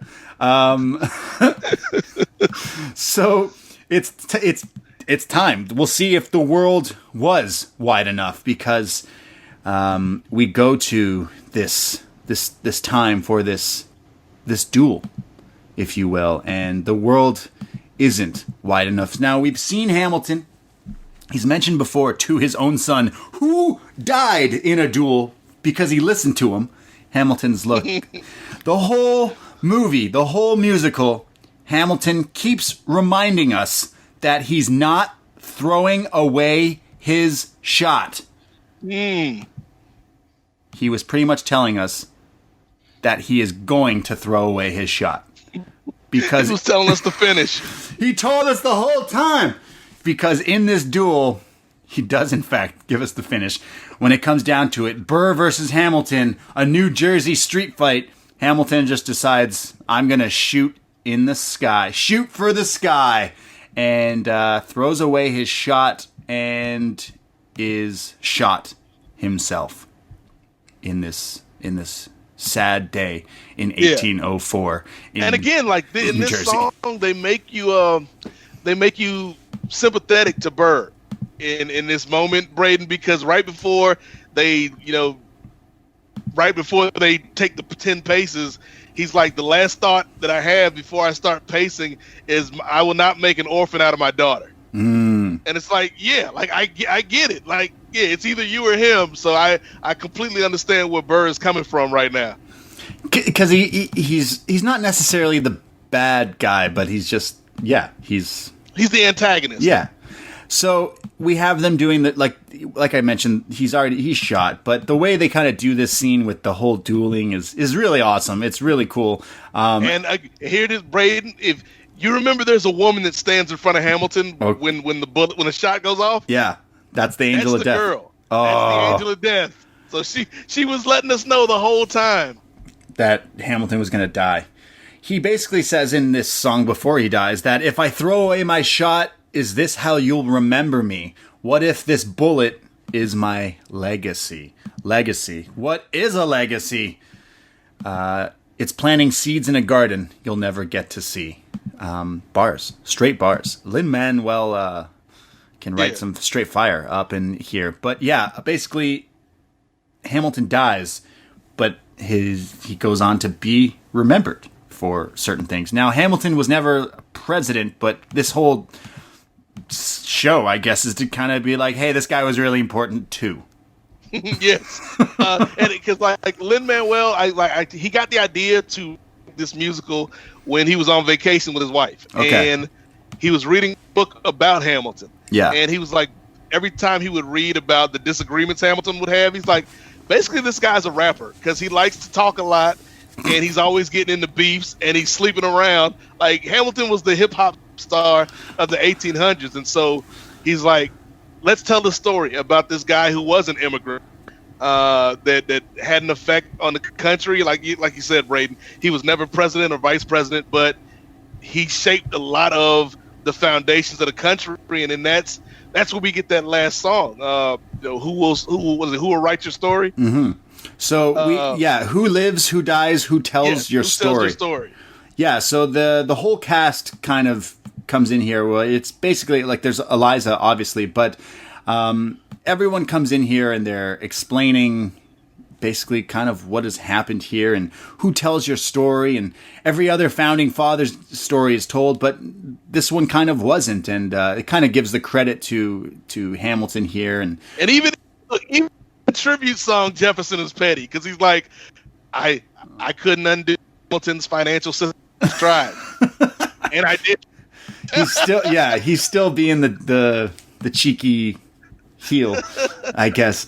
Eliza basically says, I stopped wasting time on my tears. I'll live another 50 years, but it's not enough. And because that was Hamilton's big thing. Like he never had enough time, and she's like, I got all this extra time that you didn't, so now I'm going to tell your story. So she goes on to do some pretty great things and kind of comes out of her own kind of like story. So like the story of Hamilton is like, yeah, he was rags to riches, but worked really hard, which is pretty much the American dream, right? Like, yep. So that's kind of the whole story with her, but with Hamilton. But then Eliza kind of ends the whole thing by saying, I speak out against all this. I speak out against slavery. I speak out against all these bad things, and continue on. Like she goes to have like an orphanage and just doing like good things. Essentially, she kind of creates her own story as well. So it's not just about Alexander Hamilton, but who lives, who dies, who tells your story. Will they tell your story? Time will tell. And then everyone asks, who tells your story? And we kind of end the show here. And I'm not crying, you're crying. So that was Hamilton. And we see Hamilton die at the very end. We have everyone kind of come out here at the end with the goodbye, with the... It's like a whole crescendo and climax, and then it trickles down into this one last like tear-jerking moment. But yeah, I really like the kind of the message I got at the end of it, that the worth of someone can almost like be greater when they die. And we see that a lot with not obviously just like politics and historical figures, but like, your favorite artist or your favorite actor or someone passes away, and all of a sudden they're looked at even with higher regards than when they were alive, which is interesting. But sometimes people are remembered for certain things, and history will see those things in a different light. But I really enjoyed this whole thing. Like I said, I'm a Canadian. I don't know my American history, as you could tell, and I thought this was really interesting. This is a great way to teach kids history. In fact, they should do more of these things, because I repeatedly said, I went down wormholes of so many different things that I absolutely did not know existed. The whole scandal with Hamilton is crazy. That one song with the Reynolds pamphlet is just hilarious. But I want to bring back the was it Sally? Sally Hemings. Yeah. Okay. So this is interesting. Hamilton got like all this flack, and he came out with this pamphlet. I mean, he came out and admitted everything, and kind of just brushed off his wife, kind of looking like an asshole. He snitched on himself. Yeah. Hamilton was the Tekashi 6ix9ine of his day. Jesus. Yeah, exactly. But there is some to be told about the Thomas Jefferson and Sally, because isn't that a whole thing that kind of wasn't brought to light but like way later? Yeah, well, I mean, it wasn't brought to light until way later because people were more focused on the Hamilton deal, but also because Sally Hemings was a slave and black people weren't considered full humans at that time. You know, we were considered 3/4 of a person at that time in the Constitution. Like, it's still on the paper on the Constitution that black people are 3/4 of a person. And so, Jesus. like, I think if that happened today, obviously it'd be a big deal. But back then, they didn't look at him and Sally Hemings as a big deal because Sally Hemings was property that was owned by Thomas Jefferson. Ridiculous. But that's kind of how he got away with not having his own kind of scandal. Like, if this were in today and that scandal happened, I think people would look at the Hamilton one and be like, yeah, he cheated on his wife. Who gives a fuck? Let's talk about what's going on with Jefferson here, because he's doing some fucked up shit. Like, if Jefferson was cheating on his wife with one of the Schuyler sisters, that would have been a big deal back then. Yeah. But because he's cheating on his wife with this black slave, like, nobody cares. That's mind-boggling to me. That's I got into this wormhole of history, and I was like, wait a second. Was he cheating on his wife with Sally Hemings? But he had 8 kids with Sally Hemings. So, like, there are descendants today, like black people today, that can trace their lineage to Thomas Jefferson. Jesus, that's ridiculous. Like, that's what I got out of this. I was like, wait, here's all this.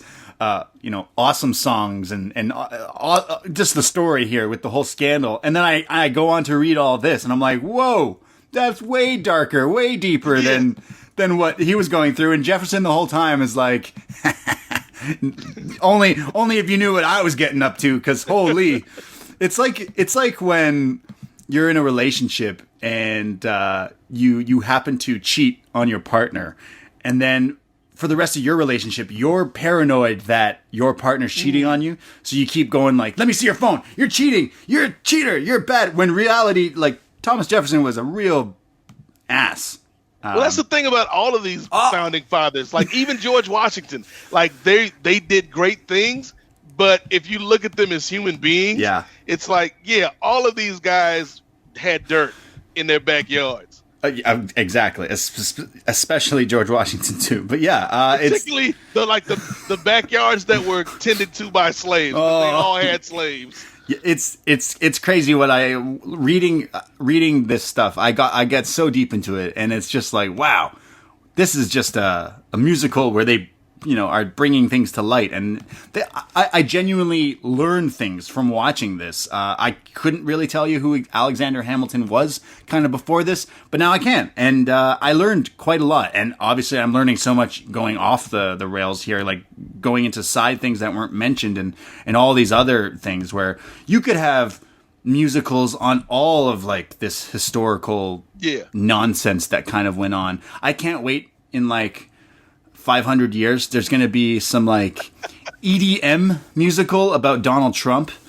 It's going to be great. I can't wait. It's fantastic. I was already, Braden. Like, I was ready to crap on this movie, right? Yeah. Because it's one of those things that can suffer from a hype backlash. Sure. Because for the last 5 years, anybody that you talk to about Hamilton, they're like, oh, it's the greatest thing ever, and oh, you have to see it, and like the music is so amazing. So I was ready for this to be like average, so I could come on here and just joke on it. Yep. But it's really good. Like, it's like, again, neither one of us are big musical guys, but this is a musical that I'll watch again. Like, and I'm glad that it's on Disney Plus, because there's a lot of people, particularly kids, that wouldn't have access to go see this in the theater because it's too damn expensive. But because it's on Disney Plus, they can watch it whenever they want. So like, this is a good thing, because you're right. Like, it can help educate and get people to dig deeper into America, and the idea that like America at its core is an idea, and it was an idea that these founding fathers had. And so, this is an idea that America hasn't always lived up to, and it's still, actually, I would say America's never lived up to the ideals that it says it has, but it's a country that's trying. And so I think there's a lot you can learn from looking at something like Hamilton, and then it's like, okay, like, these are what the founding fathers had and what they wanted this country to be. How far away are we from that? and then let's work to try to get closer to that. And they do that by doing a musical about America then with America now. And I mentioned, like, all the actors, like, you don't have a white guy playing George Washington, you know what I mean? And I'm so fucking cool with that. I think that people need to take that, because I see musicals in the future now. You're gonna have all these, like, hip hop and rap in your musicals, definitely. Like, that's probably already a thing since this has been a hit. But I need to see more of this in my like, not just musical theater, but in general. I loved seeing characters like that are supposed to be old, you know, founding father, classic George Washington, but it's played by such a diverse, like, cast here, and they're not like dolling them up to make it look exactly like this character. They're just someone now playing that in this musical. I love that. I think that is something that needs to go forward in just media. Like, I'm sick and tired of someone like, think of someone's random aunt named Karen, probably, who's like, I can't believe they're casting a black girl as the Little Mermaid. And I can tell you, just go fuck yourself. Because, yeah, there ain't no room for that in the world today. So I love the fact that I saw that. Who are we offending with that? Like, yeah. all the mermaids out there? Yeah, like, what the fuck? I can't get beyond that. So, you know, someone somewhere watched this and was like, well, a black guy was playing Washington. That's historically inaccurate. Yeah, they're fucking rapping and, like, going off of, like, it's a fucking musical. I love that, and I want to see more of that in my like, entertainment. Basically, I really love this. Like, the only cast switch I'll allow is if you wanted to have Bubba Sparks play Hercules Mulligan. That's the only switch I will allow with this cast. Yeah, sure. He looks like him. This was great. I like I said, I'm not a teacher. I don't work in schools, but I would show this in schools. And I hope that this kind of leads to different things that are very similar. Like, I learned from watching this, and it made me go out of my way to learn and watch this. So if you show this to, like, a high school class who are already taught this in history classes and stuff like that, they'll get so much out of this. The laughs will hit, the dramatic, actual historical knowledge soaking thing, that will hit. Like, everything fires on all cylinders here. I'm not a musical guy. I can't say I put on musicals fairly often. Even Disney movies with songs and stuff can sometimes annoy the hell out of me. But this was, like, I don't know, a modern day take on a musical, and damn did they knock it out the park with this one. I really love this. I feel like a lot of people, you could put this on with your family, you could put it on by yourself, you could put it on with kids, and I think everyone will get something out of this. I was gonna say, what do you grade it? What do you rate it? Oh, I don't know. Like, to me, this didn't feel, because it's Hamilton the musical, the movie, but it's basically just shots of the performance, like the musical. So it's not really a movie. It's just the actual show. That's kind of what I get out of it. I don't know. I didn't go see Cats, which was an actual movie based on a musical, which I did not. I think this works better because they were going to put this in the theater, and I think it worked better on Disney Plus because, sure, like, it would have made money in the theater, but I don't think the audience is nearly, like, the world isn't wide enough. I don't think the audience would be this wide if it wasn't as accessible as it is on Disney Plus. Exactly. Like, my nieces have watched this, and they probably wouldn't have gone to see this in the theater. I watched it. Like, I may or may not have gone to see this in the theater, but I certainly had the time to watch it on Disney Plus. So, like, to me, if I were to give it a grade, like, normally I give things a 6 out of 10, Braden. Mm-hmm. But since the world's been turned upside down, I give Hamilton the musical, the movie, a revolutionary 9 out of 10. Whoa, yeah, I agree. I like, really you don't even have to, like. I would say if you want a little bit of a leg up before you watch it cold, listen to, like, the Spotify playlist, because just having the music in your head, I think, will get you in the mood for the show. It's just incredible that they managed to make, like, obviously when a musical comes out, the songs in it, one or two of them, like, kind of blow up. They go on the Billboard charts or whatever, and people are obsessed with them. But it's been, like, years, and it's still on the charts. Still people bumping it. Have you listened to the Hamilton mixtape, Braden? Yeah, I have. And so the Hamilton mixtape is like what? Like the remixes with other artists on it. Yeah, it's all the songs from the show, but instead of the cast singing the songs, you'll have like Kelly Clarkson sings Burn. Fucking crazy. Or you'll have Busta Rhymes. You know, you talked about Busta Rhymes a couple times. Yeah. Busta Rhymes and the Roots do a song.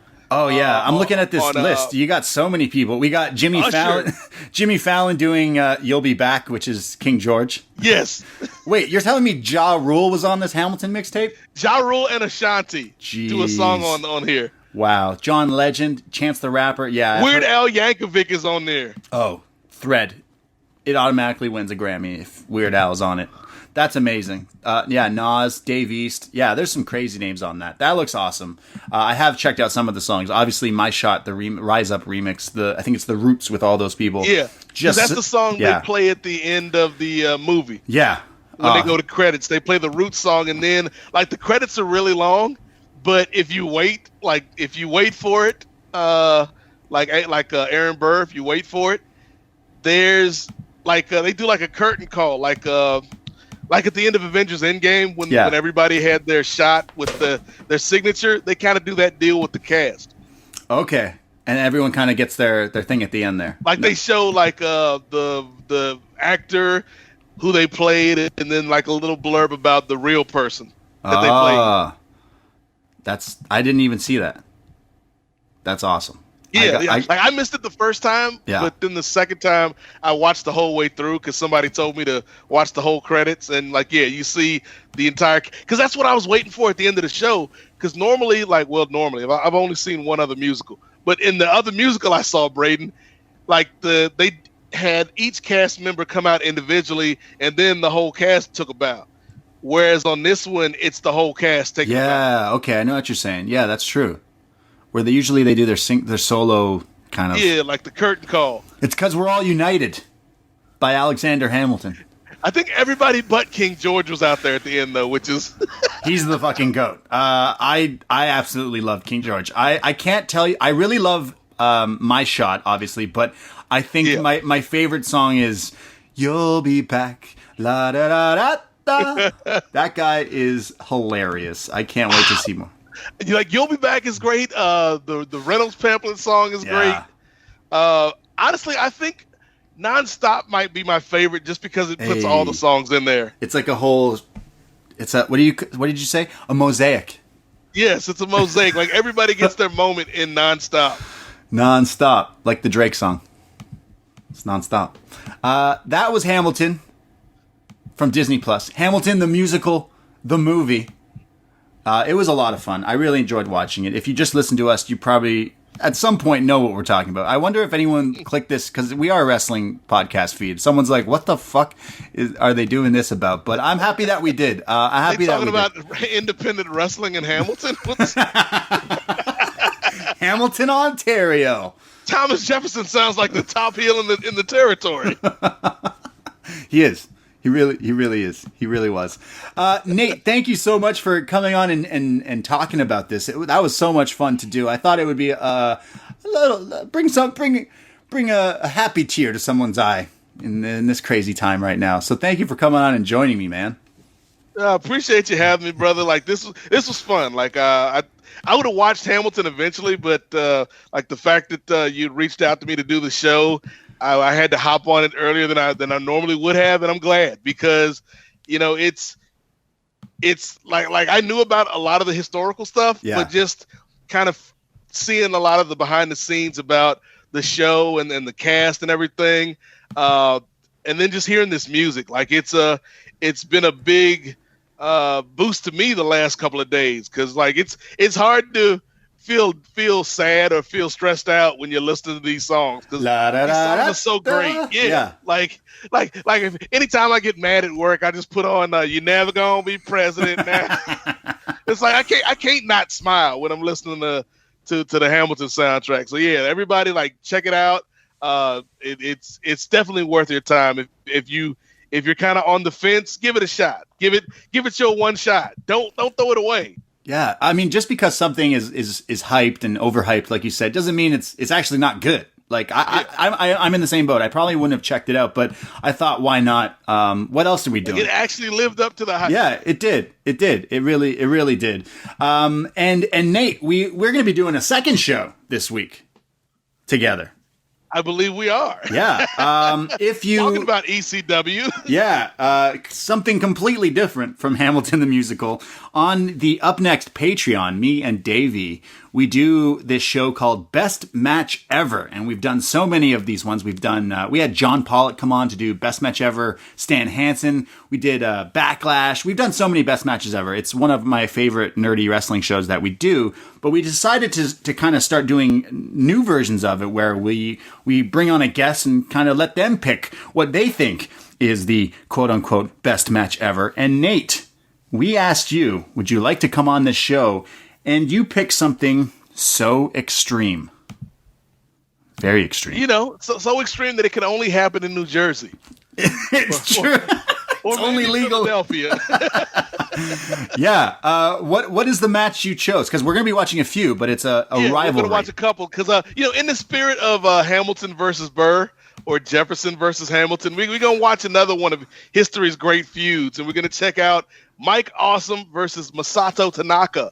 Yes. From ECW. Fuck yeah. So we created, because it's Extreme Rules, WWE Extreme Rules, we're doing Extreme. A month of Extreme, and it just fits that you picked Tanaka and Awesome as your best match ever. So this week, the three of us, I, myself, Davey Portman, and you, brother Nate, we will be chatting about best match ever, Tanaka and Awesome, which is going to be super different from this show we just did today. I'm just gonna be really petty to Davey when we talk later this week. Just when me and Braden was reviewing Hamilton in the trench, you was off getting high with the French. I love it. So you can check out that show. That is on our Patreon. $5 a month gets you that show, all the shows, and the past shows. $5. That's like half a Hamilton. Exactly. It's not even a full $10. There you go. For $5, you get that show. All the other shows, we do our weekly half a ham. Half a ham to listen to it. We also do our AEW reviews every Thursday. We also we just did a show with WH Park, New Japan Pro Wrestling's My Dad is a Heel Wrestler. That's up on there as well. We have so many wrestling reviews, non-wrestling reviews. They're all up on there. But I thought this one, Hamilton, it should be for free because Hamilton is for the people. You know? That's what it's all about. Brother Nate, where can people find you? They want to hear more of you. You can find me on Twitter at @8 MOZAIK at Nate Mosaic. Since we talking about America being a mosaic, you can check me out there. Check me out on the Kings of Sport. We also have a Patreon, so while you are supporting the BDE, you can also check out the Kings of Sport, where $5, half a ham, gets you in the door. At the I'm just gonna start using that from now on. Just half a ham gets you in the door at the Kings of Sport Patreon, patreon.com/the Kings of Sport. And of course, on the Post Wrestling main feed, you can check out the Rocky Maivia Picture Show, which, Braden may not be Lin-Manuel Miranda, but he crafted a great theme song for the Picture Show. You forgot you did that. I was just before doing this, someone else was like, hey man, I heard you did a beat for a podcast. Can you make one for me? And I just remembered that I did it for you. I was like, whose podcast did I do that for? That's how time has been warped because of the pandemic. Because that was only a year ago. Wow. And it feels like 3 years ago. Wow. Damn. Yeah. Pandemic ages you. Definitely. But yeah, this month we're doing Fast and Furious 6. Oh. And like I'll pull back the curtain. I'll let people into the room where it happens. July has just already been a crazy month, so I haven't booked my guests yet. But it will most likely be the return of Joe 2 and Joe Lewandowski from the Too Fast, Too Forever podcast. Nice. I haven't formally got them to sign the name on my Declaration of Independence, but I feel like if I put it out on this podcast, that puts the pressure on them. It's true. Once you get it out there on the pamphlet, it's all out there. The ball's in your court now. Thank you, Nate. Everyone go listen to Nate on the Post Wrestling feed and the Kings of Sport. Thank you so much, man. That was so much fun chatting about history. I learned so much today. I really did. I mean, history has its eyes on you, Braden Herrington. Knowledge is power. Thank you for listening. Hey, join us on our Facebook page and group at upNXT Podcast, or upNXT Podcast on Facebook, the group there, and the Twitter at upNXT Podcast. And I myself, Braden Herrington, I'm on Twitter and Instagram. I'm at the Brady. Thank you for listening. You ain't never this. Yeah, Braden, this podcast, I just realized, and it's probably because we're both like Alexander Hamilton and the fact that we can't keep things short. But this podcast is almost as long as the runtime of the damn movie/play. Because we got to dissect all the hot bars and the crazy beats that came through, which were lit. It was super lit. That's my review. If you got anything today, Hamilton, it's lit. Super lit. Thank you for listening. You ain't never going to be president. Take care. Goodbye. And I am not throwing away my shot.